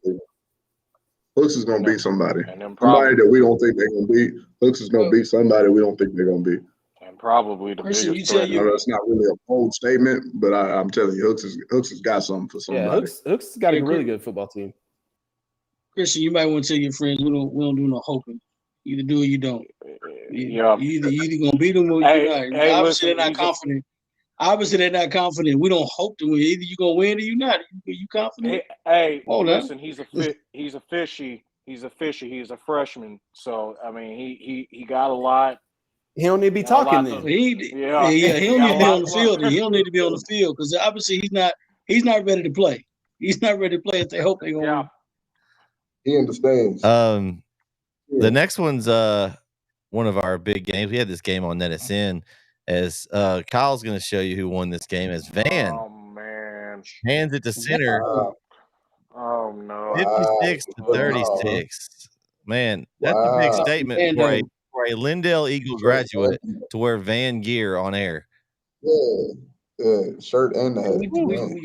We trapping out the Van though. Yeah, okay. Yeah, lucky I didn't break out the polo they gave me too. I got a little polo. I can walk into Van High School with the polo now. Where is Vince? Because I need to tell him something straight to his face while we're on air right now. If I'm just gonna go ahead and say it. I'm gonna go ahead and say it. I better not ever hear after that what I saw Friday. I better not ever hear that center can be Carthage. I better not ever hear it. I don't want to hear it. I'm not listening to it. The only team right now that can literally there he is. So I'm telling you right now, the only team that can beat Carthage as of right now is a bigger threat to Carthage in 4A Division II is Glen Rose or PG. That's it. That's it. And I wrote that down. PG may be Carthage this year. Literally. If they meet Van Rome. Yeah. Listen, this I want to be real cautious about speaking with my chest. I did that last week. I spoke with my chest last week about who was gonna be who and who can't be who, and I laughed at some people. I'm not gonna laugh at nobody else. I ain't gonna speak with my chest about who can't be who. To be honest with you, you said Carthage, they can't make up 40 points, Spence. You said they can't make up 40 I know, points. right? You know what I'm saying? I spoke with my chest last week. They made up 60 points because they beat them by 20. my chest is small at the moment. You know what I'm saying? Like, I'm here to eat my crow, man. I mean, damn. Disrespect. I had no idea. I didn't think they were going to do it. But in all honesty, Van came out with a real similar game plan to what Oh, Lindale man. did. Yes. He had a very explosive team out of center, and let's take the air out of the football. I just didn't see Van running for 560. That was my stat I was going to tell y'all about. And I thought it was. The quarterback got hurt. Kyle, the thought it quarterback was- got hurt. The quarterback got hurt, right? Moffitt? On the second drive of the game, so they had to put. Is that Jackson's little brother? No, it was Jackson that got hurt.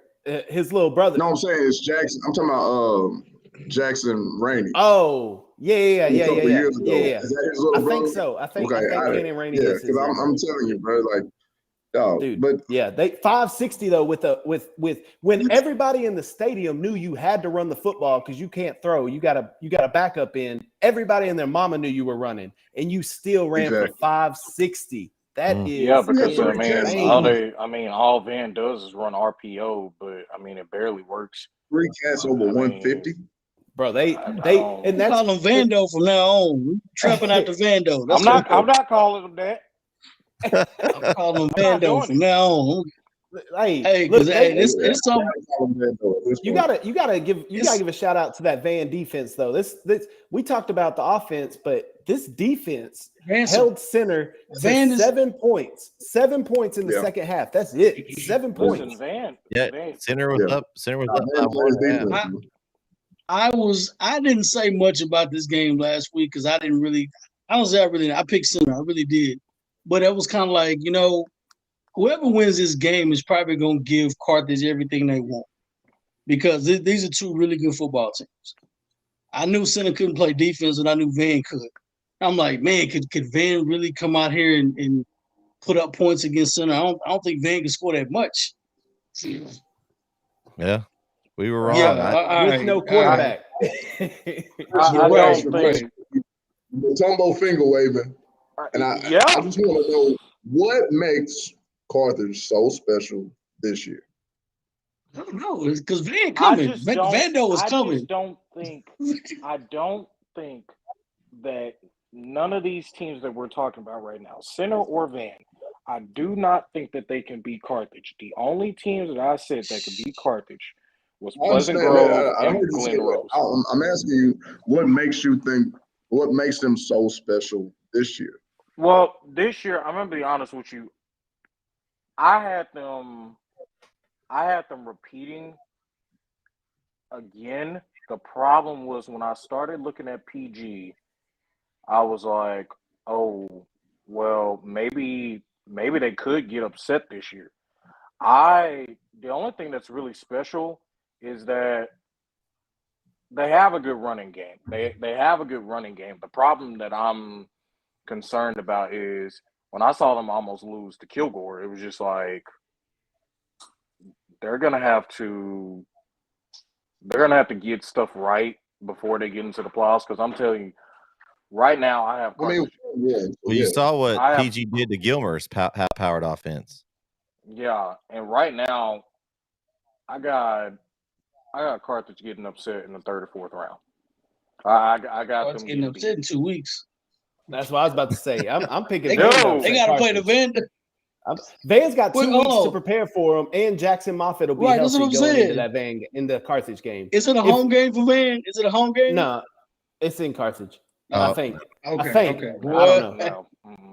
I don't remember where it's at. You got to travel. Honest. You got to travel all the way to Carthage. No.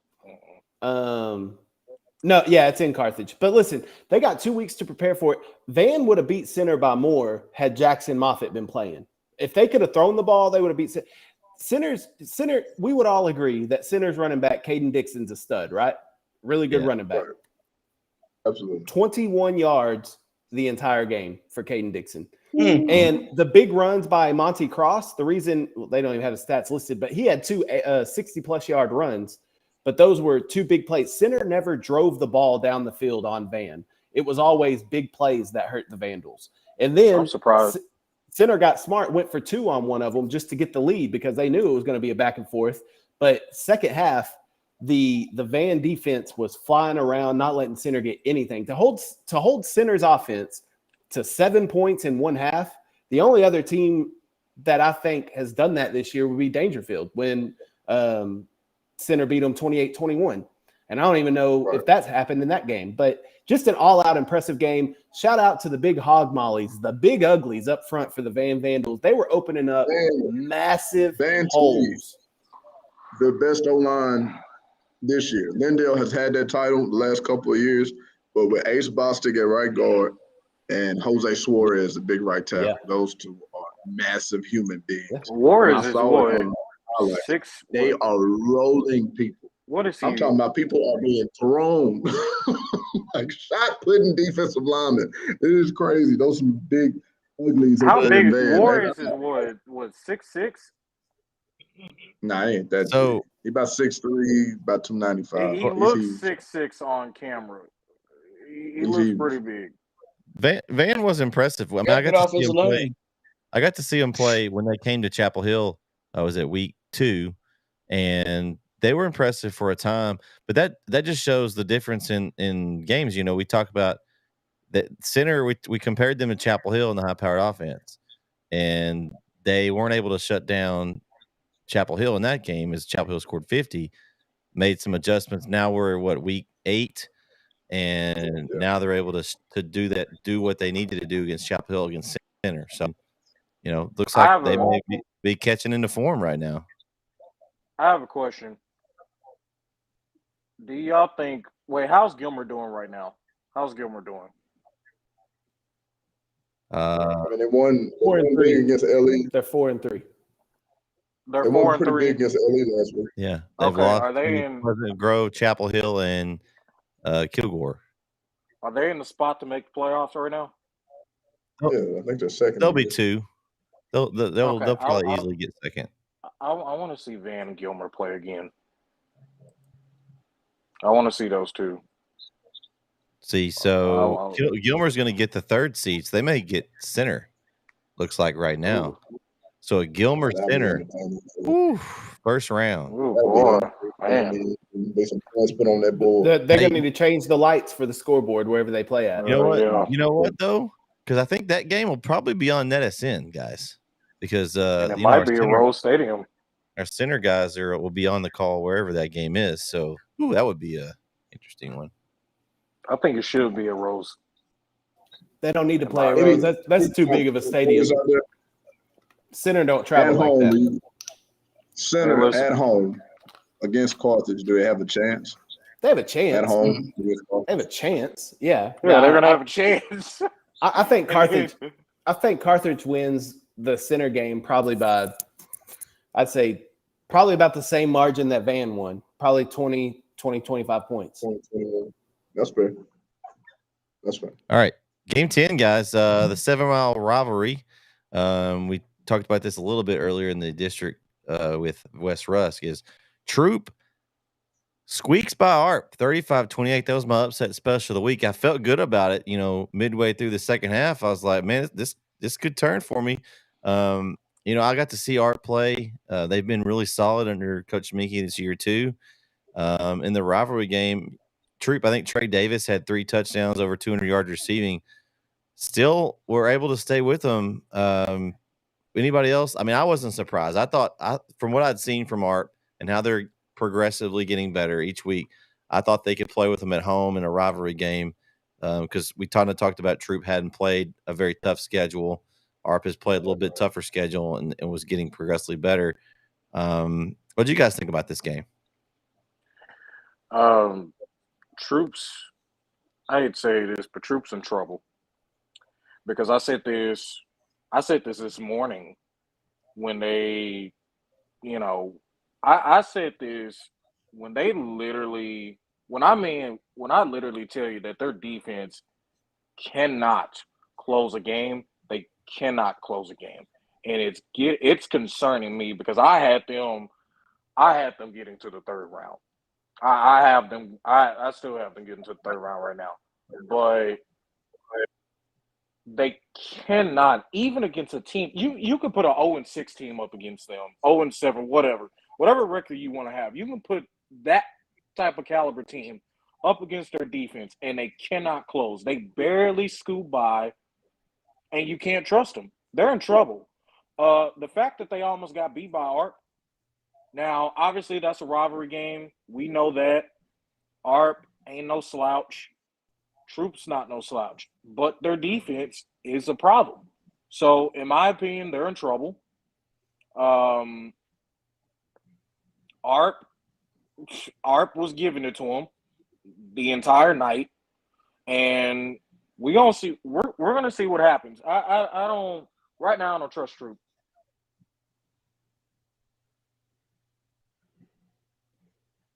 Don't trust Troop. Well, here's the thing.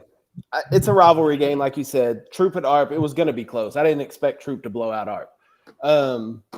I didn't think it would be that close, really, where it came down to a freshman running back for Troop who scored the game-winning touchdown with like 5 minutes left. I didn't see that happening. But, again, rivalry game, I'm not surprised by that. I think that Troop we'll see what Troop's made of this week when they play. They're probably the best team that they've played this season in West Russ coming up. So we'll see what the Troop Tigers are made of, and it'll be 7-0 is nothing to scoff at. You play who's on your schedule. So I think we'll see what Troop's made of this week. And I think ARP's still third best team in that district. So I think both teams are well in the playoffs, I think. I just think they're still in trouble. I just don't see in a scenario where they beat West Russ this week. I don't know, man. Stars make plays, and I think that was the biggest thing. And what I appreciated the most out of watching Troop this past week is they did not fail to get their best guy the ball. When you look at Trey touching the ball like 17, 18 times between catches and rushing, I mean, that's what it takes. I mean, that's and when you don't have that many weapons, Troop does, they don't, it's not like they're lining up with 4 wide and all 4 of them can hurt you, you know what I mean? So it's really, I was just happy to see them get their guy the ball. And I'm really anxious to see how good Trey Davis really is, because if Trey is really, he's D1, he's got D1 offers. If he is who he say he is, then I think he'll have a big performance against West Russ this week. I don't know. I'm not saying they're going to win, but I'm more interested in that player and Grayson Huron and how they play versus how I necessarily am about, how the whole team does, to be honest with you, because I really didn't expect Troop to – I expected him to be second. I got my preseason predictions up now, and I had West Russ 1 and I had Troop second, ARP third, and then I didn't know who to put for the 4th spot. I had Edgewood, which, I mean, I didn't know. Sounds like we're pretty close. Well, that district still don't know who they want for the 4th spot. It's still up for grabs. They don't even know. Yeah, it's a big mess down there in that 4. You don't want to be down there in those having to what if scenarios if you're those teams. So we kind of talked about it. Which, I mean, who does this district partner with?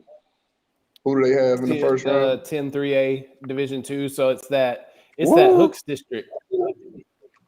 Yeah, so I mean, it won't matter. No, you just don't want to be 4th anyway. Whoever's going to be start basketball season a week early and just yeah, that's it. Yeah, I wouldn't even show up. No, I'm just kidding. Nah, you don't show up. No, I'm just kidding. But you don't want that. But it's going to be over. Yeah. All right, let's look let's look at our polls here, guys. We got let's start with our 6A, 5A polls. Start from 5, go up to 1. We got Tyler High at 5, Mount Pleasant at 4, White House 3, Texas High 2, and Longview stays 1. How's that look for you guys? I had it the exact same, other than I had Tyler High and Mount Pleasant flipped. That's all. I had Tyler High at 4, Mount Pleasant at 5, but I mean, I had all those teams in there. I had Tyler High at 4. I think Mount Pleasant stays at that top, at that 5 spot. Yeah, I had Mount Pleasant at 4. I had Lufkin at my 5 right now because I think that I feel like Lufkin is better than Tyler High, in my opinion. I picked them this week in this game to beat Tyler High, so if I'm going to pick them, then I voted my poll higher. That'll work itself out. Who wins that game will probably slide up, and then also the White House Mount Pleasant will work itself out also this week. So we'll see. Those two are right next to each other. We'll see where they are in the poll. I mean, it kind of is unanimous with our top two, Texas High and Longview and White House. Those top three teams have been pretty much there the whole time. So not much change there. Good to see Mount Pleasant moving up in the rankings though, as they've earned it, as they've played a pretty good season so far. All right, 4A. I feel like there's going to be some shifting in this 4A poll this week. This one was tough. Yeah. And I really haven't looked at these yet. I'm just going to read them as I have them here. All right, so we're going to start from the bottom and go up. Brownsboro at 10, Lindale at 9, Gilmer at 8, Sulphur Springs at 7, Center at 6, Van 5, Chapel Hill 4, Kilgore 3, Pleasant Grove 2, Carthage 1. What do you guys think? So I'm gonna throw a little curveball at y'all. I know Carthage hasn't been beaten this year. I'm gonna flip Carthage and PG. I'm gonna flip them. I'm gonna go ahead and do it because I think PG has a better chance to beat Carthage if they meet them, which I think they will. PG's one right now, right as of right now. So this one was tough for me because I want to reward Lindale for winning. So I moved them. I had them at 9 last week. I moved them up to 7, but I couldn't put them over Center. I couldn't put them over Van because they lost to Van. I can't hurt Chapel Hill too much because I kept Chapel Hill in front of Van because Chapel Hill beat Van. So I put Kilgore. I had Carthage 1, Pleasant Grove 2, Kilgore at 3, Chapel Hill at 4, Van at 5, Center at 6, Lindale at 7, and then Sulphur Springs, Gilmer, and Brownsboro. But that 3 from 3 to 7, it was tough because it was like, well, this team beat this team, but this team beat that team. It was just weird to do, but it was kind of complicated. But I can't argue with the rankings. I think they're pretty much. It's basically what I had. I think Lindale should be higher than 9, in my opinion. We were pretty close, Kyle. We were pretty close. What is Sulphur Springs doing to earn to be above Lindale? Who is Sulphur Springs beat this year? I know they got a good record. I know they only got like one loss, but really, who have they played to where you can consider Sulphur Springs more impressive after beating the number 1 team in Texas? That was my point. I have them behind Lindale. Like that's right. I didn't. Yeah. I like Sulphur Springs because of the record, but you're right. They haven't beat anybody that's really just world beaters. I think it's be honest. The losses is what made me rank Lindale down. I think because if you lose 4 games, I don't care who you if you're like, what if you're a team, if we take college poll for instance, you're a team that you're not even in the poll and you beat somebody that's top. Are you immediately going to move all the way up ahead of someone that is this like only one power ranking, or is this just in general? Just in general. Okay, well, that's fair. Because you've lost that many games. I mean, yes, you're going to move up to me, but you've got to now. Go ahead, Kyle. 3 of their 4 losses are to teams that we have in the top 10, with it being Gilmer, Kilgore, and Van. So yes, they have 4 losses. You're right, but 3 of those are to top 10 teams. So right, and I put them. And I mean, you could honestly say a similar thing about Gilmer, with Gilmer losing to Kilgore. Gilmer lost to Chapel Hill. Like they've lost to good teams as well. And then they beat Lindale. So, but I still had Lindale above Gilmer because right now I think Lindale's playing better football than Gilmer is. And I think if those 2 teams met again, it might be a little different story. But right now, and Spence, I'm gonna be honest. I think Sulphur Springs, they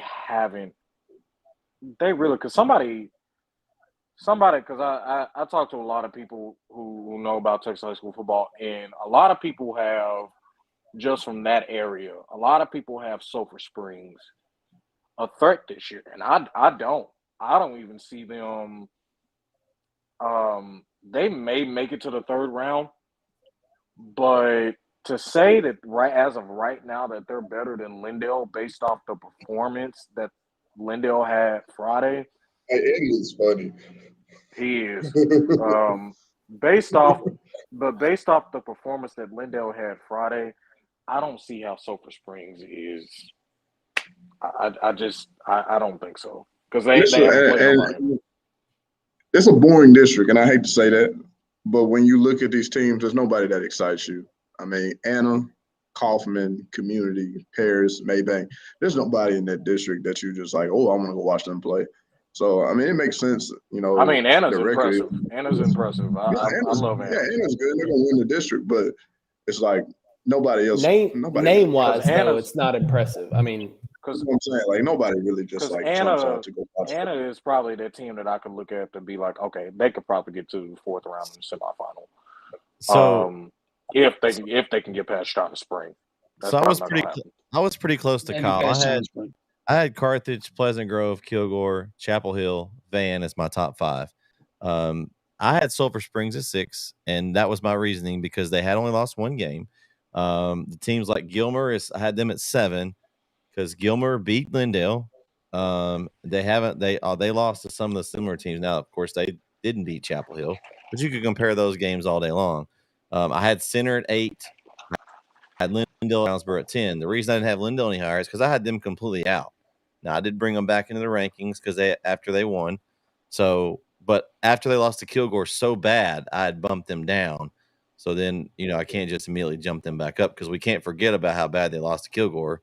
And you still have to count that. So, that's I think the bottom, like you said, is those other ones you could shift those around all day long, and there'll still be some shifting as we still have Carthage still has to play Van and Center, so we'll see what they look like. And I honestly could see myself moving Pleasant Grove to 1 if Carthage struggles with a team like Van or Center, and Pleasant Grove continues to take care of business. I would bump Pleasant Grove up. I mean, I don't have any problem doing that.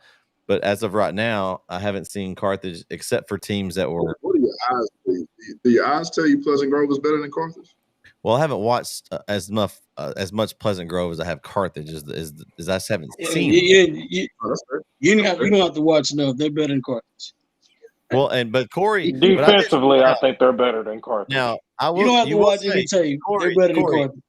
Corey, you quote me on this. That when we started the very beginning of the season, who did I say was going to probably beat Carthage this year? They had a chance to get them this year. Who did I say? I'm assuming you're going to play. Yeah, and you guys gave me a hard time about it. Y'all like, I don't know. I remember this because I was the only one that was like that thought Pleasant Grove had a chance. I said, well, if they're going to get them this year, was a year. No, that was preseason. Spence does PG have 2 Division I running backs? Yeah, Cade McFadden and Jalen Boyley. Yeah, and to be honest with you, and I know I said that Carthage had the better bunch of running backs, but after Eddie is I think that this is the year that Carthage gets beat by PG, and if they don't get beat by PG, they're going to get beat by Glen Rose because I don't. After what I saw from that Kilgore game at the beginning of the year, I was just like, they're going to get beat this year. And right now, I love Jet Surratt, but right now I don't. I'm not in love with how he. Right now, I'm not in love with how he plays quarterback right now. He has another year. I would say this: they're probably going to get upset by PG or Glen Rose. They'll probably go into the offseason. They'll get them better, and I think Carthage will be back on top next year. But right now, for this year, PG, this is the year for them to get them. So much as Jet. I think Jet's fine. I think Jet is as productive. I mean, he's got the most yards in East Texas right now. I mean, he's throwing for the most yards in East Texas through 8 games. It ain't necessarily Jet that's the problem. I think, like I said, I think it's the talent that surrounds Jet. I don't think they're as good as they are at wide receiver, and I think that's going to come back to bite them at the end of the day. Because I'm like, how do you replace Noah Patty and Montreal hadn't. Those guys like that. I mean, you can't. I mean, you can, because I mean it's Carthage. I mean, I listen. I thought Carthage. I thought they were done after that 2020 season, and because you remember they got beat by China Spring the year after that, after they won the state championship. I thought they were Yes, done, Jake. and then we saw what happened last year. They pretty much just went through everybody, and the only close game they had was Glen Rose. I mean, they literally killed almost everybody. So, I mean, so two things here. To me, and this is just how I do my poll. Carthage is the top spot. They've won 24 straight games. They were defending state champs. They haven't lost in 24 games. I'm not moving them out of my top spot. That's just Pleasant Grove may be the better team. I'm not denying that. But until somebody beats the king, I'm not taking them down. That's just me. But to Jake's question, if Chapel Hill loses to Kilgore, will Chapel Hill stay in the top 5? Not a chance. There's no chance they stay in the top 5 with 2 losses. I don't care who the losses are to. No way you're staying in the top 5 with 2 losses with the rest of those teams that are in there, because they're already at what, 4? So you lose to the number 3 team, I still got to drop you. Yeah. Well, I mean, look at this. Look at it this way. So, Van, they got to play Carthage, so they have a chance at losing another game. You've got Sulphur Springs, who we don't know if they're how good they are. You've got Center down there, and Lynn. I mean, I don't know how far they drop because there's not anybody to move up. I mean, maybe they drop out of the top 5 for a week, but I mean, of course, that's the last game of the season too. Man better shoot up. That's the thing. Do you move up Center? Do you move up Gilmer? Who do you move up? I don't know. You can't move up because by then Van's played Carthage, so they most likely we think Carthage is probably going to win, or I do. So I think Van's going to probably now they have 2 losses. So if it's 2 loss and 2 loss, Chapel will beat them. I mean, it's tough. It's tough to put that because it just depends on how everybody else does. But I don't think they fall very far just because there's not really. You're not putting the team of like Lindale, even though they beat them, loses 4 games with a 2-loss team. To me, even if Lindale wins out, they'd still wouldn't. In my poll, they're not going to drop. You got 4 losses versus 2. I understand, but I mean, but they also won head up. I mean, if they win that, Sweeney, if Lindale wins that district, do you think that they'll be Lindale's not winning the district? I don't think they'll win the district either because I think they'll lose Palestine. Well, I don't think that, but I think by the tiebreaker, even if Chapel Hill beats Kilgore, the point differential will not. Kilgore blew out Chapel Hill, Kilgore beat Lindale by too much for Lindale to try and advance in the number. They're behind in the numbers game. There's just nothing they can do. They're set in stone. Their -3 is set. They can't change it. Yeah. Well, so right now we're probably looking at Lindale being a 2. Yes, maybe. The AP top 10, obviously, because we're statewide. I mean, it's statewide. A little different than ours. It's just not, and we'll see. I mean, who knows who has won and lost by the time we get to that point. So it's kind of a tough question. Well, we got Brownsboro in our top 10. They're safe. Yeah. They definitely ain't dropping out of the top 10. That's for sure. Yeah. Yeah. All right, let's go check out this small school 3A2A TAPS poll this week. This is always the toughest one for me to rank because there's just so many teams. Number 10 is Love Lady. Number 9, Grace Community. Tied at 7th is Garrison and Troop. At 6 is Hooks. Tied for 4th is Dangerfield Beckville. 3 Winsboro, 2 Malakoff, 1 Timpson. That's pretty much been the consensus top 3 for a while. What do you guys think about this? I'm gonna be honest with you on this one. Didn't even change a single thing in my poll from last week.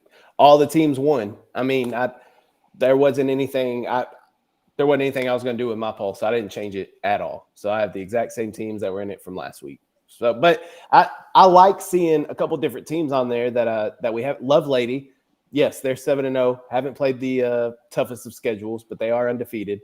And then Grace Community being 7-0 as well. That's impressive for them. So I like to see those teams make it in the top 10. we always talk about this with this 3A, 2A TAPS poll, the toughest one to do because there are so many teams that are even that you could put in the top 10. I would say probably the top 3 we can all agree on. Timpson, Malakoff, Winsboro, 3 best teams right there. But then after that, it's kind of a crapshoot for the rest of it. Yeah. So 3 of us had Dangerfield as the 4th best team. Brandon has Troop still up there. I dropped Troop a little bit in mine just because they just haven't been impressive in some of their district wins. See, I actually had West Rusk up in my poll. I have them at number 9. They're 2 losses. That's Troop. That's what's getting me. Troop said West Rusk can't play. I mean, West Rusk lost to Malakoff and to Tatum, which is, I mean, those are tough. Those are tough. I had games. Jefferson in there over West Rusk. Jefferson's one loss is to Timpson, and they played them tough. They played them competitive. I mean, if anything, Jefferson should be up there too if you're going to have West Rusk in it. Right. I had Troop at 8. Personally, I have Troop at 8. But that's a little bit of a problem because you got to look at the teams that's under them. So I don't know at this point. I just think that Troop is going to lose this week, and they'll probably be. Is it possible that they can drop out of the top 10? I mean, the top 10's tough. So, I mean, if they go out and West Rusk thumps them, and they hadn't played anybody else, I mean, I don't have a problem dropping them out completely out of it. I The only division that's sitting at 7, they can get dropped. Because I mean, West Rusk replaces them, right? If they beat them. Well, and there's teams that aren't even in the poll that are really good. That I think, if Troop loses with where they're at in the rankings right now, if they lose, they're out of the top 10. I mean, that's the product of the schedule that they played. It's not a tough schedule. So one loss, no matter if it's to a good team or not, you don't get the benefit of your record like we give the benefit to a Lindell or to a Gilmer because they played tougher teams. Troop doesn't get that benefit. Yeah, because you can't say, well, we've beat a couple of good teams too to balance out. Well, we just lost to a tough team. I mean, you don't have anything to balance it with. So, Corey, you still with us? So what? Corey, you still with us over there? Oh yeah, I just didn't do a poll, so I ain't got anything to say. Oh, well, you can still tell us what you think about the polls. You can always give your opinion. It don't. I mean, it's just I don't. I mean, it's hard for me to rank teams. I can't rank them at this point. I'm listening though. I'm listening. All right. Well, that's pretty much it. Where are you guys going to be this week? Kyle, you told us where you're going to be. Troop in West Rusk. And tomorrow night, actually, I'm going to shoot some first half highlights of the Big Sandy Union Grove game. I know, not the best game in the world, but hey, it's some highlights. It's big. Right. It's big for them. It's big for them. Somebody's going to get the first district win. Both of them 0-3 in district. Somebody's going to get the first district win. All right. Great action there. Great action. Chris and I are going to be in Chapel Hill Friday night as Henderson will be coming to town to an angry pack of dogs.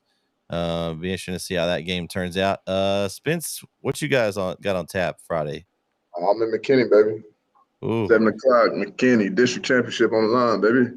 Back to the scene of the crime. There we go. Yeah, you want better results than the last time. Either in both times. 2021, we lost to McKinney North up there, and then of course we lost to McKinney to start the year off. The year. So, hey, listen, if I don't know who that was who fumbled, but if they don't fumble, they probably win that game. That's fair to say. I mean, there's a couple of calls that we probably should have did different. 2 on there, defense. I'm not gonna get into that. Heck no, y'all can give me 5 today. Nah, man, it's gonna be a good time, man. Hopefully we come out to play. PGLE is where Eddie's gonna be. That's a good one. It's a little rivalry there. Okay. But should be some good ones this week. I need to get Spence on a podcast so we can talk a whole hour. Speaking of that, Spence, go ahead and plug your channel there. Oh yeah, Spence and Co. Spence and Company, CO. Dot on YouTube. Um, Pretty much a lot of the everything you saw tonight is pretty much the same thing. Try to do a weekly top 10 most intriguing games. Try to talk about like this tomorrow's episode that drops in the morning. Kind of go through a lot of the games. Kind of go through some of the playoff scenarios about why the game is important and what the records would be for those teams and who's trying to get in. And then, like I said, my baby is my top 100 list. I try to do at the end of the year. Look at all the guys that made first team, all these, not all these Texas, first team all district in their districts, and try to grade their highlight tapes and see who the best 100 players are in this region. So Spence & Company. And if you see it, I don't know if I need to find a way to get my emblem up here. I need to be cool like Kyle, get it behind me right now. But, we'll figure it out eventually. But I'm gonna say this. I'm gonna backdoor that. If y'all not watching this stuff, I've been watching stuff about this past 2 years. You're not watching this stuff, you're missing out. It's very depth, very good analysis on some players in East Texas. Very underrated show. Yeah, I second that, Corey. Yeah, it's good stuff. We appreciate you coming on, Spence. What happens is what you're getting is you're getting that little carrot dangling, and so we got you the first week now, and so you've got little. Well, I mean, I couldn't be the guy that ran after what I said last week. I can't say as much as I said last week about Van and Center and Chapel Hill and Lindale, and then both games go the way they did, and I not show up. I've got more character than that. I respect that, Spence. There was a group of fans last year that did not do that. There was a group of fans last year that did not do that. Didn't say that. I'm not gonna say where they from, but they rhyme with hooks. But anyway, hey, it's okay. Oh Lord! But, I got a little bit more character in me than that, and I appreciate Kyle for not rubbing it in my face as much as he did. Because if it was a shoe was on the other foot, you would have. Hey, listen, Listen. Vince was trying to be here today. You better believe Vince was going to be here today. Yeah, that's Vince was going to go after you. Vince was going to get you. It's too late now. It's too late, Vince. I showed up. Next week I ain't got to be here. I don't have anything that ties me, with my where I have to be here next week. So if you catch me next week, you catch me next week. But I don't know. I showed up. You didn't show up, so hey, I went home. Spence, I got Vince this week. I had something for him when it came to that center comment. Because he said that center was going to be Carthage, and after what I saw Friday, they still might. They still might. That's not. They still might. That's why they play the game, fellas. That's why they play the game. Friday the 13th was weird. Hey, we might have another weird week that's coming up. But Spence, thanks for joining. Hey, real quick, the same thing we talked about with Chapel Hill being pissed off that they just got beat by Lindale. You better believe Center's pissed off that they just got embarrassed by Van. 560 yards on the ground. You best believe that practice this week was hell. Hey, so if you want to know what Coach Meeks had to say, we do have a coaches show, the Rick Meeks show, every week on NETSN. So Center's coach, they have a Center guys have a little show. I actually haven't got to watch it yet, but I kind of want to go back and see what he had to say about this last week's game, just from the coach's perspective. But again, Spence, we thank you for joining us again. You have an open invitation here at NETSN. Anytime you want to jump on with us, we appreciate having you. Christian, Kyle, Corey, Spence, for the missing Vincent Johnson, wherever he may be. I'm Brett Swinney. We'll catch you next week right here on the Weekly Wrap-Up Show. Y'all have a great weekend. Enjoy your football. Let's go, Buffs. Go, Bama.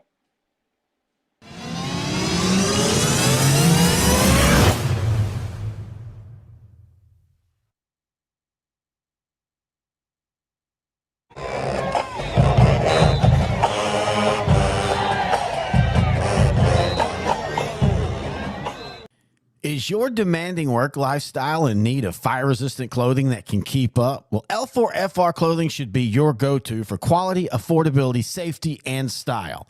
L4FR was founded by a third-generation oil field worker who is also a veteran. Thus, this company has a deep appreciation for reliability and longevity, all while we provide first-rate customer service. Our durable apparel will serve you well for many years to come, whether you're working on a pipeline, a lineman climbing utility poles, or in any other environment requiring fire-resistant apparel. L4FR has you covered. Our apparel is tough enough to resist hazardous conditions while still providing high comfort and style. L4FR provides clothing options to ensure your safety and comfort, whether you're on the job or not. To view our complete inventory of flame-resistant garments, please visit our online store at L4FRclothing.com or give us a call at 817-757-4935. Si habla español. Struggling with mobility, chronic pain, work, or sports injury? At Azalea Orthopedics, our team of highly trained physicians specialize in complete orthopedic care, pain management, sports medicine, physical medicine, and rehabilitation. If you've sustained a bone or joint injury, have mobility or movement problems, struggle with pain, contact Azalea Orthopedics. We're conveniently located across East Texas, serving 18 counties. When visiting your doctor, urgent care, or hospital, you have a choice. Demand Azalea. At Azalea Orthopedics, your health is our priority.